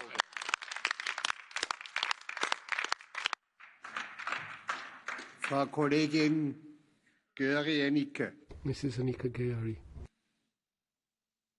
Elnök úr, tisztelt képviselőtársaim! A zöld gazdaságra való áttérés eltérő kihívás elé állítja az egyes tagállamokat, ezt Hoyer elnök úr is elismerte. Az Európai Fejlesztési Banknak pedig different challenges for different member states. As Mr. Hoyer has said, the EIB needs to bear in mind these differences and should be financing energy projects accordingly. The changes that the EIB is planning will be difficult for cohesion countries. The new loans, as we've heard, will mean that from 2020 there won't be funding of these fossil fuel projects, but I think we need a longer transition period because depending on their size and geographical location, countries have different needs and for that reason they have a different energy mix, and that means that at the moment it's not possible for us to not use gas, which in fact has a lower CO2 emissions. We need clean sources of energy, but the EIB should take into account that the energy mix is the responsibility of member states and should support member states in finding an appropriate rate. Joachim Schuster. Micro? No, it's not working. Vielen Dank, Herr Präsident. Thank you, President. Ja, wer den Klimawandel stoppen will, muss investieren, und zwar viel investieren. Schätzungen gehen davon aus, dass bis zu 1.000 Milliarden Euro jährlich nötig sind, und davon sind etwa 300 Milliarden zusätzlich nötig, also nicht Investitionen, die schon geplant werden. Und ich glaube, dabei liegt es nahe, dass wir sagen, dass die Europäische Investitionsbank sich zu einer Green Bank weiterentwickeln soll und dabei auch eine zentrale Rolle bei einer a central role in a sustainable EU investment policy. For Social Democrats, what's important in this is that we need sharp focusing on renewable energies. We need to promote energy efficiency in industry, in transport and in construction. Against all that backdrop, the social dimension has to take into account the resulting structural change and social change.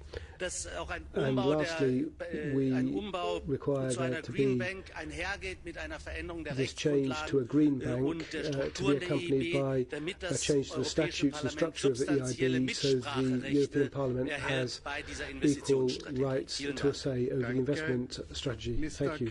Thank you, Mr. Kelleher. Just first and foremost, I say I welcome the opportunity to speak on this particular issue. I primarily want to speak about it from an Irish context, and in particular in the area of agricultural greening. You know that we have a challenged banking system in Ireland. It's still sheltered. We have two major banks, and they will be the banks that will be making the applications and making the decisions about the dispersal of European Investment Bank funds. And of course, I would have grave concerns about there being no independent adjudication system on that particular issue.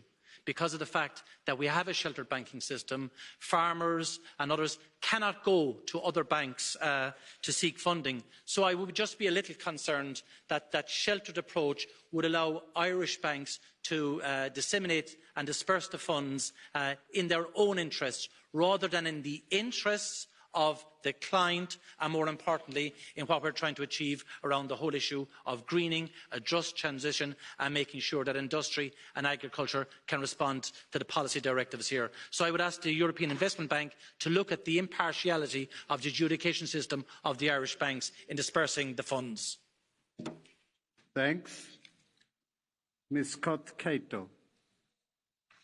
Mr. President. So what does the exciting idea of turning the EIB into a climate bank mean in practice? We need to rapidly increase funding for activities that are Paris-aligned, such as large-scale home insulation programmes, electrification of services currently provided by fossil fuels, and improvement of low-carbon infrastructure. But we also need climate transition loans to projects that can provide evidence that they are committed to decarbonisation.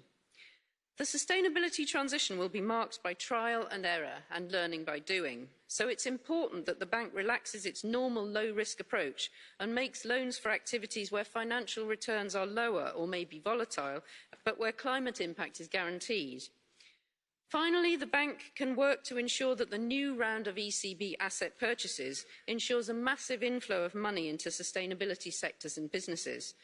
By issuing green bonds, and especially by bundling SME loans and community projects into these bonds, the EIB could facilitate the use of QE money to fund small-scale community initiatives in response to the climate crisis. Thank you, Madame Morin-Joël. Merci, Monsieur le Président.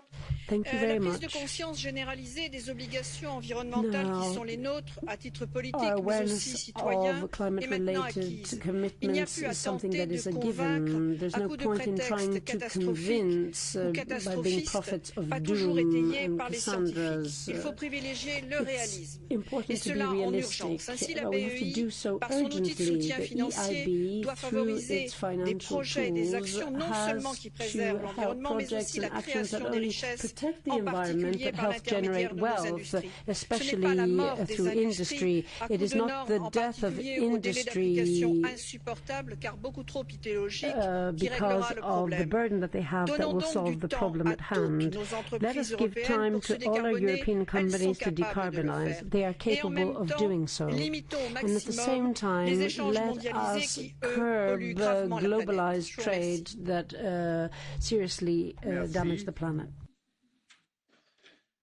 Monsieur Guy Martin.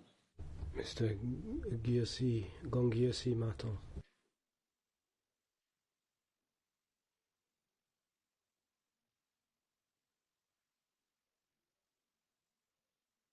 Fitzgerald.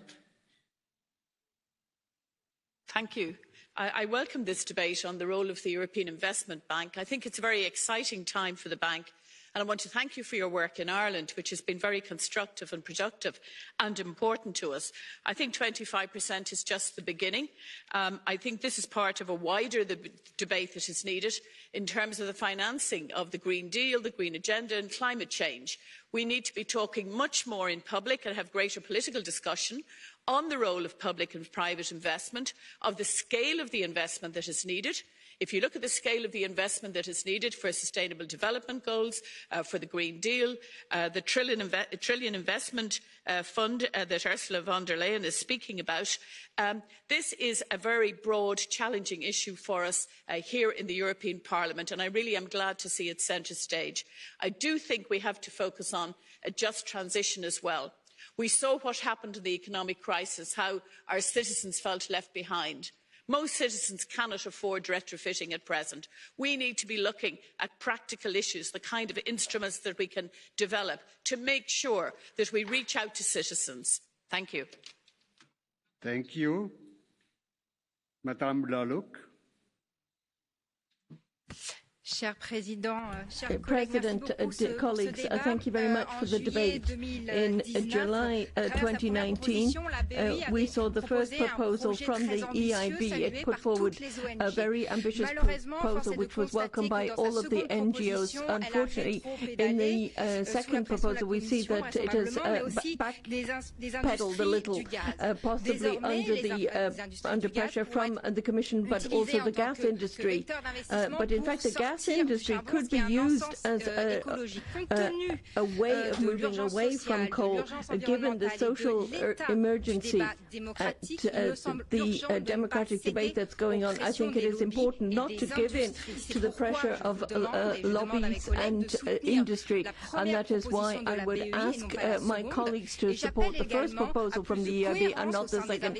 And I'd also call for consistency with regard to the investment. You can't have a greening of the energy policy and not green transport and continue to support the building of airports, for instance. The Green New Deal needs to be consistent, and the EIB as well. Thank you, Mrs. Toussaint. Oui, merci, monsieur, chers collègues. Thank you. Comme mon mon collègue Basse-Écoute l'a indiqué, nous nous réjouissons de la volonté de la Banque européenne d'investissement de devenir peut-être la première institution européenne à cesser les investissements dans les énergies fossiles et à devenir la Banque du climat. Mais la décision qui sera prise le 15 octobre ne nous amènera pas à cette Banque du climat que nous appelons de nos vœux, car 15 à 20% du portefeuille de la BEI contiennent encore des projets d'investissement de transport polluants. Car vous avez renoncé à sortir définitivement des fossiles en 2020 et que vous continuez à financer les infrastructures de gaz. 40% de vos lignes de crédit sont encore sous-traitées par des banques qui financent les énergies fossiles. Quand cesserez-vous de financer les banques qui contribuent à détruire le climat? Et quand cesserons-nous, nous, États membres et Conseil, Commission, BEI et parlementaires, de recevoir les lobbyistes des énergies fossiles?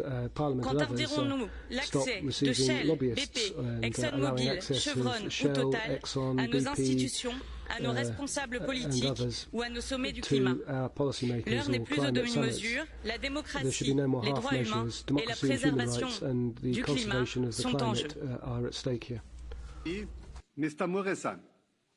Thank you very much, Mr. President. President Hoyer, Commissioner Moedas, welcome back to the European Parliament. We have all seen the citizens of Europe at the European elections come out and vote in high numbers, particularly the youth, and demanding us to combat climate change, to improve our energy efficiency and to protect our environment. And this is why I say that there is now a wide majority here in the European Parliament to do this, committed to doing this. We need to start by establishing the principles, and then we need to work out the details. And when it comes to the principles, the first thing that I need to say is everybody needs to contribute to tackling climate change. First principle. Second principle, there will be regions and countries on which the burden will be bigger. We need to help them more. The study of the European Commission says that in order to reach our 2030 CO2 emissions targets, particularly countries with lower income will be affected more. And thirdly, one size fits all from the side of the EIB after you will review your energy lending policy will not work. We need a tailored approach. You will need to work with authorities in respective member states to see exactly where they need investment. And on the way to a green economy, we should make sure that we stay competitive and that we strengthen the European industry and economy, not that we weaken it. Thank you very much. Thank you very much. Good evening to everyone. We're going to continue with the debate. Paul Tang is the next speaker. Welcome, Mr. Hoyer, in the European Parliament. I also welcome that you come here with ambition. That's welcome in this European Parliament, and I ask you for even more ambition, because this European Parliament has pushed for and embraced the initiative of sustainable finance. Sustainable finance for private financial institutions. There are two key elements. First of all, we always see sustainability as broad. It's not just about green, it's also about other risks. So it's not just about environmental risk, but also about social and governmental risks. Second, we urge financial institutions to do due diligence, to identify, prevent or mitigate sustainability risks. So my question to the IAB, to Mr. Hoyer is, will you really be ambitious, set the example for the other financial institutions and become a leader in sustainable finance defined as I just have? Thank you. Muito obrigado. Thank you very much. The next speaker is Mrs. Maria Spiraki. Thank you very much, Mr. President. I would like to welcome the proposed leading policy of EIB for energy projects, which includes extra financing for less developed member states, a bigger focus on renewable sources, and of course a phase out of fossil fuels, but by 2020. It is an important step forward, concerning especially member states like my home country, Greece, lacking on energy efficiency of building, but actually willing to address EU goals on tackling climate change.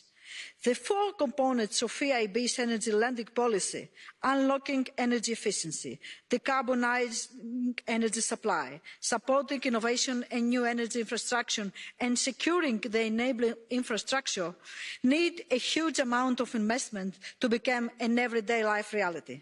For example, energy efficiency investments in building and industry represents approximately 3/4 of the total investments required in the period 2021-2030, equal to 281 billion per year.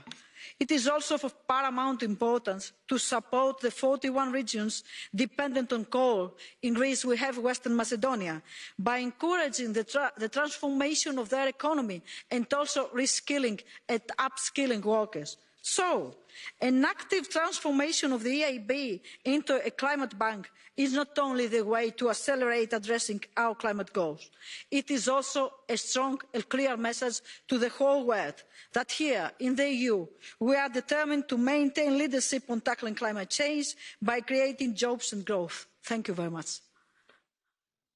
Muito obrigado, caros colegas. Vamos passar agora à fase do Catch the Eye.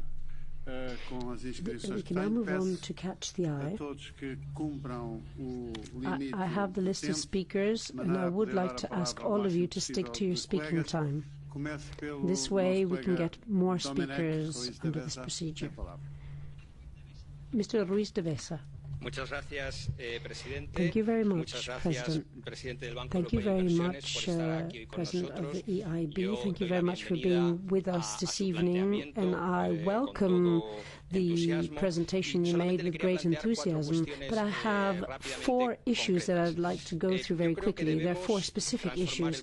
First of all, I think we have to turn an EIB into a European Sustainable Investment Bank. That means that all bank investment needs to take into account the fact that we need a climate-neutral economy. And of course, I understand that this has to be gradual. In order to fund the European Green Deal put forward by the European Commission, we're going to have to step up the issuance of green bonds. I know that you are the biggest issuer, but maybe we can do better than this. Another specific issue, and that's the possibility of bio-industry and funding for them. Funding for projects that would get the BBI green light, but where there is no investment. And then there's the issue of benefits and profits and what can be done with those. Otmar Karas. The debate has shown us that, in fact, we all agree that we're all pleased that the new Commission has come up with a strategy for green funding, but also an investment plan for the future of Europe, and that the EIB is making a greater commitment to greening. But it's not just a question of words, it's a question of the legal basis, it's a question of the projects, it's a question of the participation of the European Parliament, and also the objectives and the selection procedure and the governance procedure. We have learned a lot from FC1, the Juncker plan, and EU Invest, where we mobilized billions to achieve climate goals. So we need to take that experience and build on it, and we must ensure that we have participation of the Parliament. We need to have governance and the legal basis and work together for improvements. Those are our objectives. Thank you very much. Robert Rowland, 1 minute. Thank you, Mr. Chairman. The real scandal in Theresa May's surrender treaty was Philip Hammond, our clueless ex-chancellor, giving the EIB €7.5 billion of taxpayer money and leaving Britain exposed to a toxic time bomb of €37 billion in callable capital should the EIB require more money. Not to mention leaving us exposed to a further €450 billion of guarantees to loan notes if the economies of the Eurozone collapse. The scale of incompetence is staggering. It's either ineptitude on an industrial scale or willful malfeasance. The EIB has made over €5 billion euros of profit in the last 2 years, and Britain has not received a single penny. And despite 16% of the equity, the British economy only gets 8% of the loans. And now we learn the EIB is going to risk half its lending on the EU's green agenda, the biggest transfer of wealth to the climate industrial complex. It's crony capitalism and central planning on a scale not seen since the Soviet 5-year plans.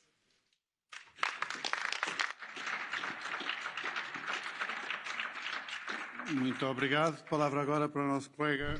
Thank you very much. Wallace, por minuto. Thanks, Mr. President.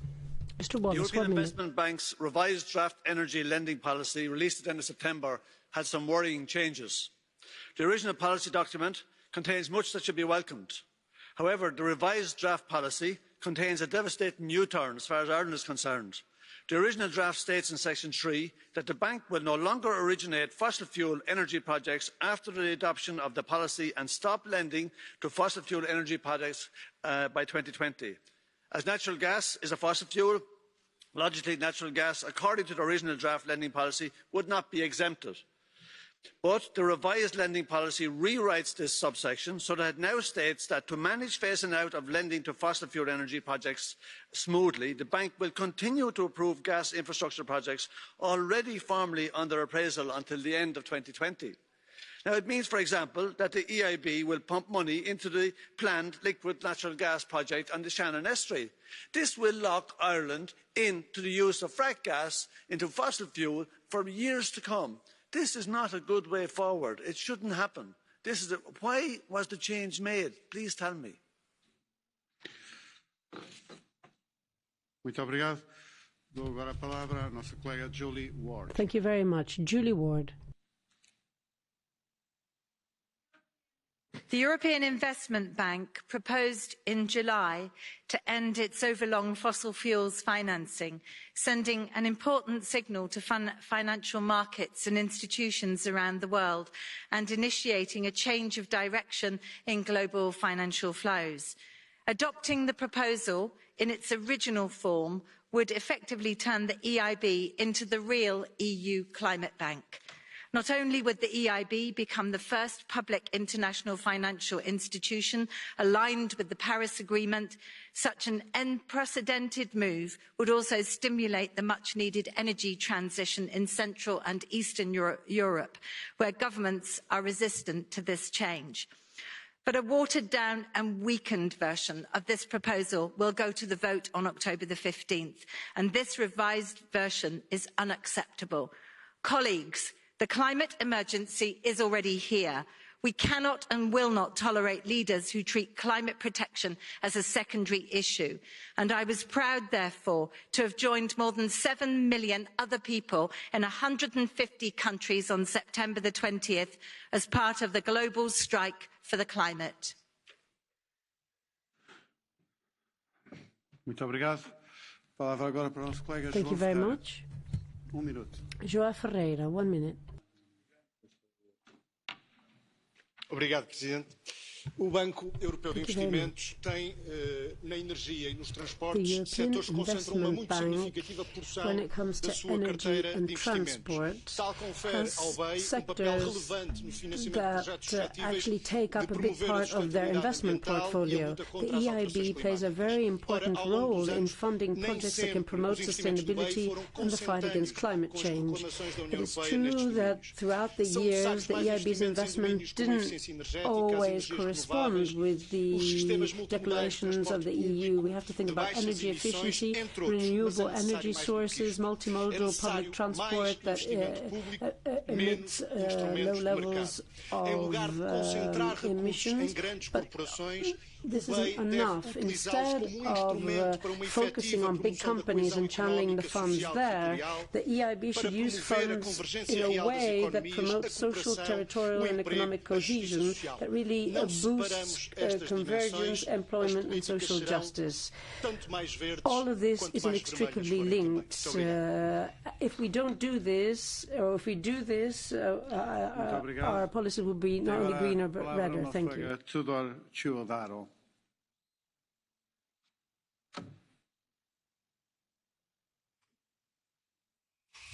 Domnule președinte, evident că Thank you, President. Obviously, green investment is important, but we mustn't be hypocritical. There should be clear criteria. Realitatea în care 250.000 de cetățeni europeni trăiesc din această industrie și 250,000 Europeans are working in this industry, and we need to find the necessary solutions for that.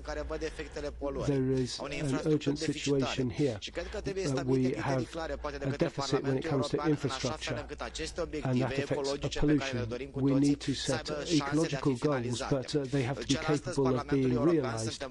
In the European Parliament, we've got many people who want green energy and green transport, which are healthy for the future, but we need clear criteria for these investments.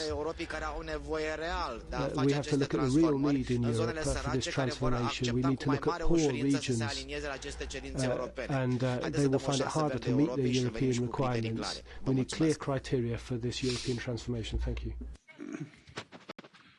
Muito obrigado. Última intervenção em Catch the Eye, o nosso colega Costas Mavridis. The last speaker under Catch the Eye is Costas Mavridis.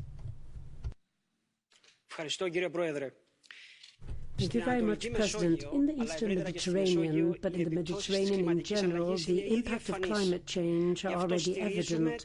That is why we support the commitments made on the basis of the Paris Agreement and with the EU policy to have clean energy for everyone on the basis of renewable energy sources. However, we cannot use the one-size-fits-all model, especially for isolated and island countries such as Cyprus.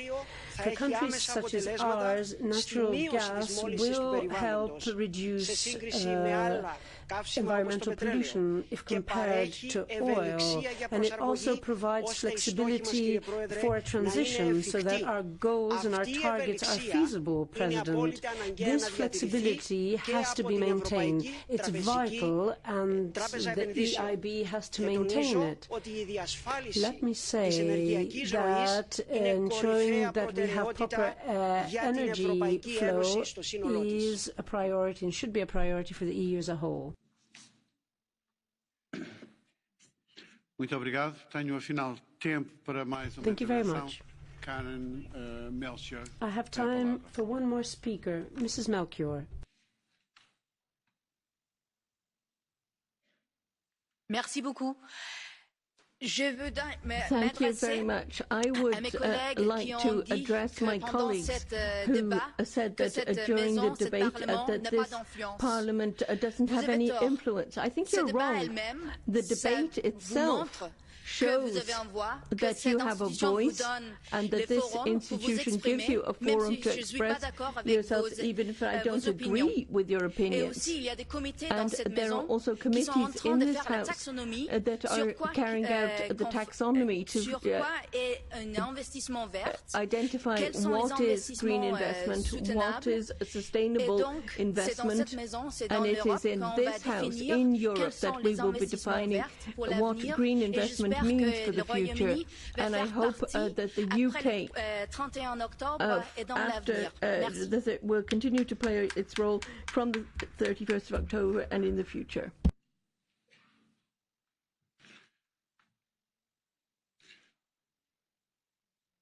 Muito obrigado. Vou dar ainda uma última palavra em castellano à nossa colega June Mamray. One last speaker. Thank you, Chair.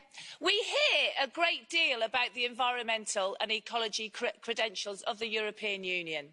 This EU eco-warrior myth has become so dominant among the Remain-minded that I wouldn't be surprised if Commission representatives were not among the climate emergency mob blockading London streets. But for such an eco-friendly organisation, please answer me this. Why is the EU's own common fisheries policy allowing a super trawler 14 times the size of the average British vessel to fish in an area of the English Channel that is thought to be a breeding area for sea bass, a species the EU has banned British fishers from catching due to their scarcity? This vessel has already destroyed fishes Off West Africa being banned from Australian waters and caused controversy in Chile. This super trawler is known to have horrific bycatch rates, which endangers species such as bluefin tuna, John Dory and common dolphins in that area. Can you also tell me when the EU will learn that this type of fishing, factory ship, is not the way forward and start taking the environmental friendly small-scale fishing fleet more seriously? Muito obrigado. Terminamos a fase do Catch the Eye. That brings us to the end of the Catch the Eye procedure. Neste debate, o Sr. Werner Hoyer, Presidente do Banco Europeu de Investimento. Bernard Hoyer is our guest. He's from the EIB, and we'd like to thank him heartily for being here. Thank you very much, Mr. President. Thank you very much, members of the European Parliament. Thank you very much, dear Carlos.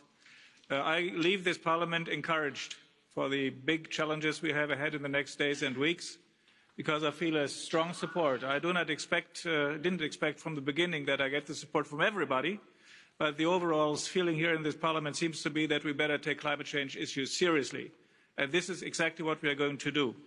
Sustainable finance is one of the key issues here, because as I said before, we will never reach the Sustainable Development Goals nor the climate goals without mobilizing private money. This requires what just has been named a taxonomy. That requires more than just green principles, which we have developed over the last 10 years, and we were the leader on that effort. But it is necessary to demonstrate also to investors to give their private money trusted to us in order to reach green projects. You cannot simply tell them, I take a piece of white paper, paint it green, and then it's a green bond. No, you need to have reliability, accountability for what you're doing with the money the investors give you and the money that you give us. This is why we put lots of emphasis on the sustainable finance issue and the activities of the European Commission to arrive at a taxonomy in this context. Well, I heard several members of the European Parliament with great joy and listened to their enthusiasm about the 50% that we are targeting now. A very, very, very ambitious objective, I can tell you. Because don't make the other projects that the EIB is financing smaller than they are. I mean, it's clear that we have said Paris alignment. So climate must be in everything we do. We must not undermine our climate objectives by financing 50% green and the rest dirty. No, that's not the idea. But I wonder what the Innovation Commissioner would say if I then come to a conclusion and said, okay, the talks with Mr. Gates today about malaria research and vaccines on different diseases cannot be continued anymore because it is not demonstrably a green project. So we have also other issues. And I tell you, the European Union has huge climate challenges, but a few other challenges as well. Let me just take a very, very few. Number one, we are losing competitiveness day by day because we do not invest enough in innovation, research and technology. And therefore, we support with whole heart the activities of Commissioner Moedas to bring the European Union in the first row when it comes to innovation and productivity growth. Secondly, we have only just begun to think development big. If you look at what the challenges are ahead in the next decades, when by the end of this century, Africa will have 4 billion citizens, from now a little bit over 1.5, and they will all need jobs. So we need to support frog leap development in Africa, and we need to think development big in order to produce economic perspectives. And then, of course, the climate issue. The climate issue is well spelled out, but the devil is in the detail. As soon as you get to the regions where it's going to be really, really difficult, and it's better to get your people in these regions on board on this. And therefore, we have to be very attentive there, not by hiding behind the transition needs. Some people believe, let's hide behind the transition needs and perpetuate the use of fossil fuels. That is not the solution. But giving perspectives for jobs and growth in these regions via innovation, this is the right thing. By the way, also the reason why I believe we should overcome the dichotomy between innovation and cohesion. You can see clearly all around the European Union and beyond the European Union, those regions who are very open-minded on innovation are the best when it comes to cohesion policies. So from that point of view, I'm quite optimistic. There are many questions that have been posed I cannot respond to right here now spontaneously. I promise we will all come back to this with our colleagues here in Brussels so that from the agriculture in Ireland to all kinds of other things, we will not shy away from responding to these questions. The risk inclination of investors, that's the real issue. We have many problems also in the context of climate policies where the risk situation is so difficult that the commercial markets will not service that. And therefore, we are so happy about the cooperation with the European Commission and the European Parliament and the Council, because only with the risk coverage by EU guarantees we can serve that. And you know, we are going to come to a close of the Juncker plan very soon. And I tell you, in my view, this is the greatest legacy of the Juncker plan, of Juncker when he leaves his office, because that has been a smashing success. And we need to celebrate that and learn from it for the financing of our ambitious projects for the future.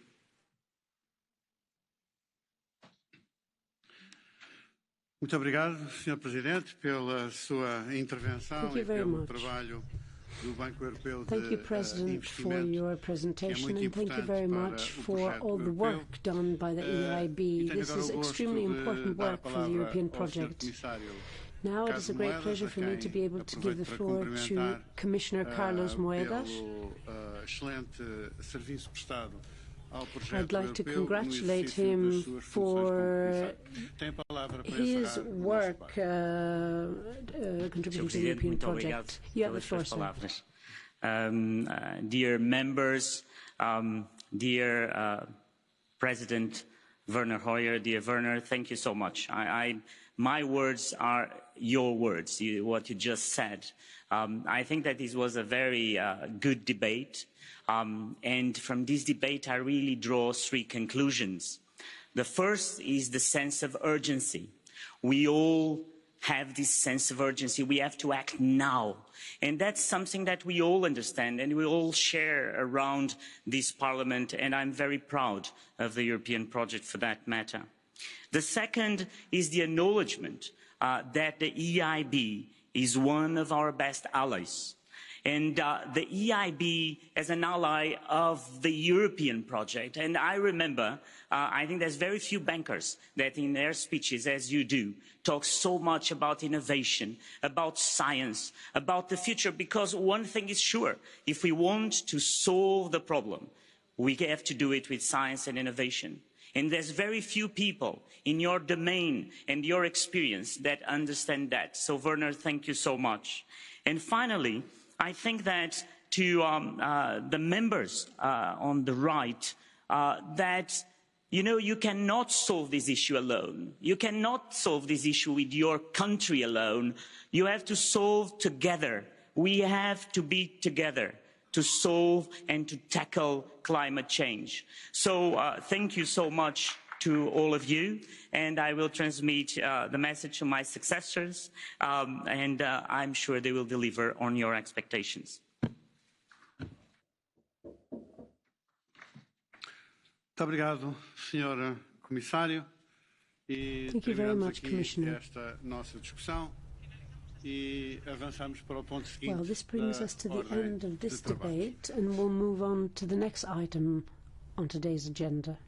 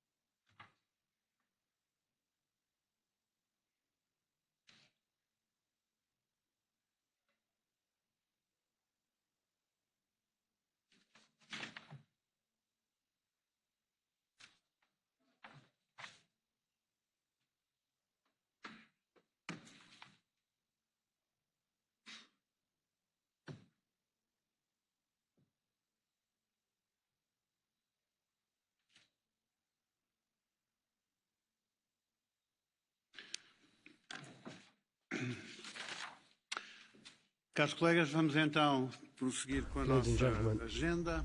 We now continue our agenda. The next item on the agenda has to do with Council and Commission statements on preventing conflicts of interest in the EU. Before opening the debate, I'd like to recall that we have a new system. Members may register electronically for Catch the Eye or by using the blue card.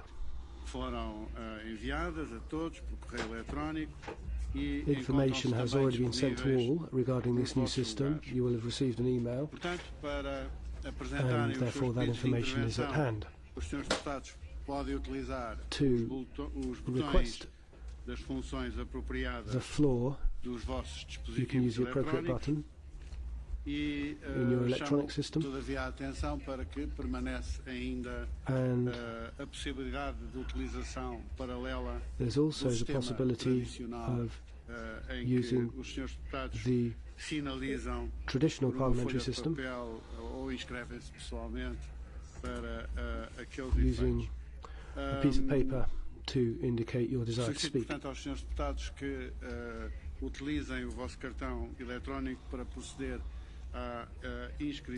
And you can also use your blue card to get yourself on the list of speakers.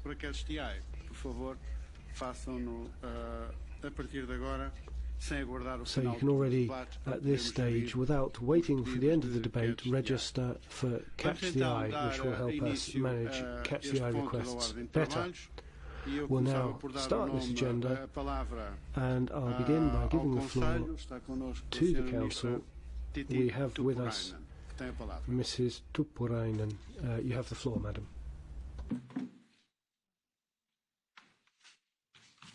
Honourable Mr.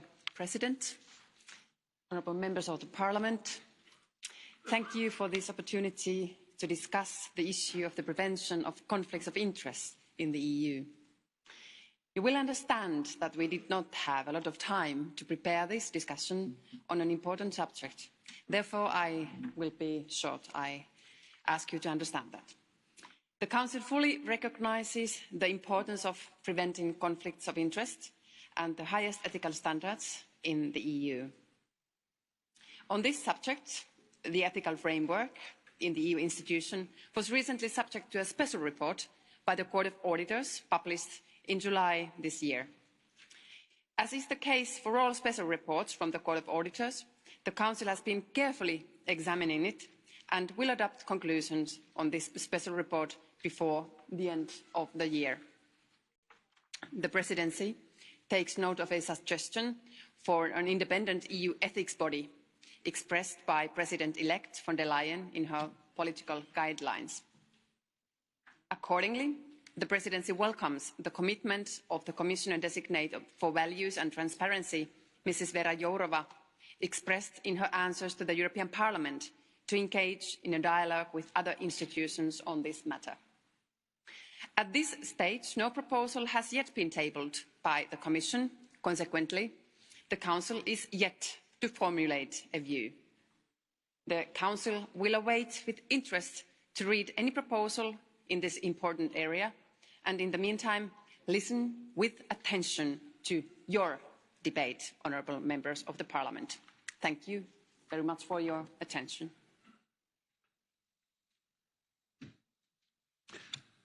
Muito obrigado, Sra. Ministra Tuppurainen. Tem agora a palavra o Comissário. Thank you very much, Mr. Tuppurainen. Now, Mr. Moedas, the Commissioner. Minister, honourable members of the European Parliament, I'm pleased to have the opportunity to present the position of the current Commission on the prevention of conflict of interest in the EU institutions and an independent ethics body in plenary today. Let me start by reminding the honourable members that this Commission that I'm proud of being part of has constantly striven to preserve and promote the highest standards with regards to ethics and integrity for its members. First, the ethical framework for both the members of the Commission and the staff that are solid and represent a strong set of ethical values, principles and rules. And this includes, notably, the prevention and handling of conflict of interest. A new financial regulation entered into force in 2018 and sets out strict rules on conflict of interest and financial matters. Amendments to the EU Staff Regulation in 2014 strengthened the rules on conflict of interest for staff of all EU institutions. This Commission has completely overhauled the Code of Conduct for its members in January 2018. The new code, as you know, sets the standard at the top of the class in Europe and allows addressing all possible situations. These rules are more comprehensive than the rules of most of our member states. That's the reality, and often stricter than the rules of other EU institutions. It contains, for the first time, a clear definition of conflict of interest and sets out a detailed procedure how such a situation needs to be addressed. I'd like to stress in this regard that the Court of Auditors of the European Union has only recently largely confirmed that the ethical framework of the Commission is adequate. Second, the Commission is convinced of the importance to have a body that advises the Commission and its President independently on ethical issues of all kinds. And this is why the Commission has already set an independent ethical body, the so-called Independent Ethical Committee, which is composed of 3 independent external high-level personalities: a renowned former Vice President of the European Parliament, Ms. Dagmar Roth-Behrendt, a renowned former judge of the European Court of Justice, Mr. Alain Rosas, and a widely recognized former Director General of several Commission departments, Mr. Heinz Zurek. This committee has delivered, for example, an opinion on the ethical guidelines for commissioners who participate in the European elections. This opinion is public.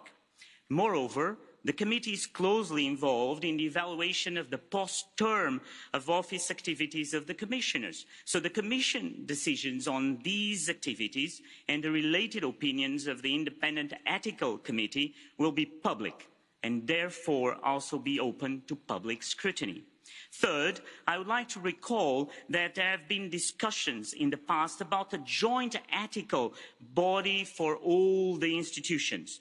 The Commission already proposed the creation of an advisory group on standards in public life back in the year 2000. This proposal did not fail because of the Commission, but due to concerns of other institutions. And lastly, you are aware that the President-elect, Mrs. Ursula von der Leyen, has called on her political guidelines for an independent ethics body common to all EU institutions, ensuring trust in the European Union and its institutions with regards to ethics. Transparency and their independence must remain a cornerstone of our actions. So I'm looking forward to hearing the views of the honourable members. Thank you so much. Thank you very much to the Commissioner. And now we will start with the debate. The first speaker is Mrs. Šojdrová. Děkuji za udělení slova. Thank you very much. I would also like to thank the Commissioner for his presentation. And I would like to say that conflicts of interest of politicians on local, national and European levels is always very risky because it reduces the trust of citizens in democracy and in politics in general. In the Czech Republic, unfortunately, we have such a case on the very highest level. Facing a conflict of interest in a situation where you combine political and economical power is very difficult, and therefore I can say from our experience that it's very important that there are rules being made on the European level setting common standards. The Commissioner has mentioned this. We all wish that European funds and resources were used in such an effective and transparent way as possible. And due to the new financial regulation from 2018, these measures had an impact on the Czech Prime Minister as well. And we do believe that the European Union will be consequent in this.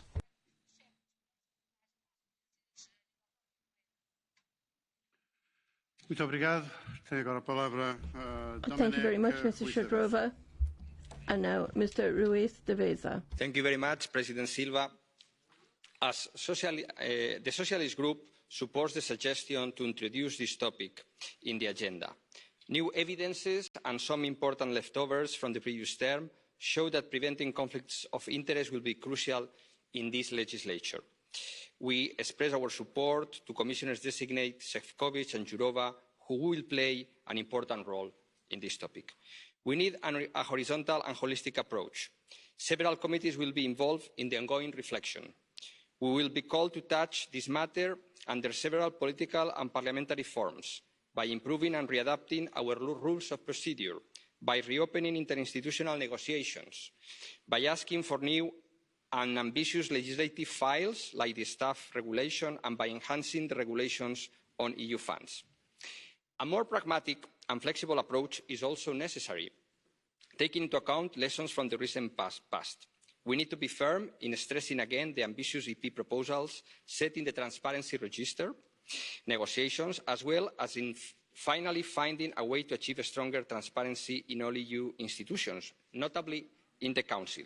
We therefore look with attention at the announced ethics body from President-elect von der Leyen. We will be ready to assess it, bearing in mind that we believe that ordinary legislative proposals or proposals under ordinary legislative procedure, for instance on the issue of revolving doors, are the key instruments to really boost transparency of the institutions. Thank you very much.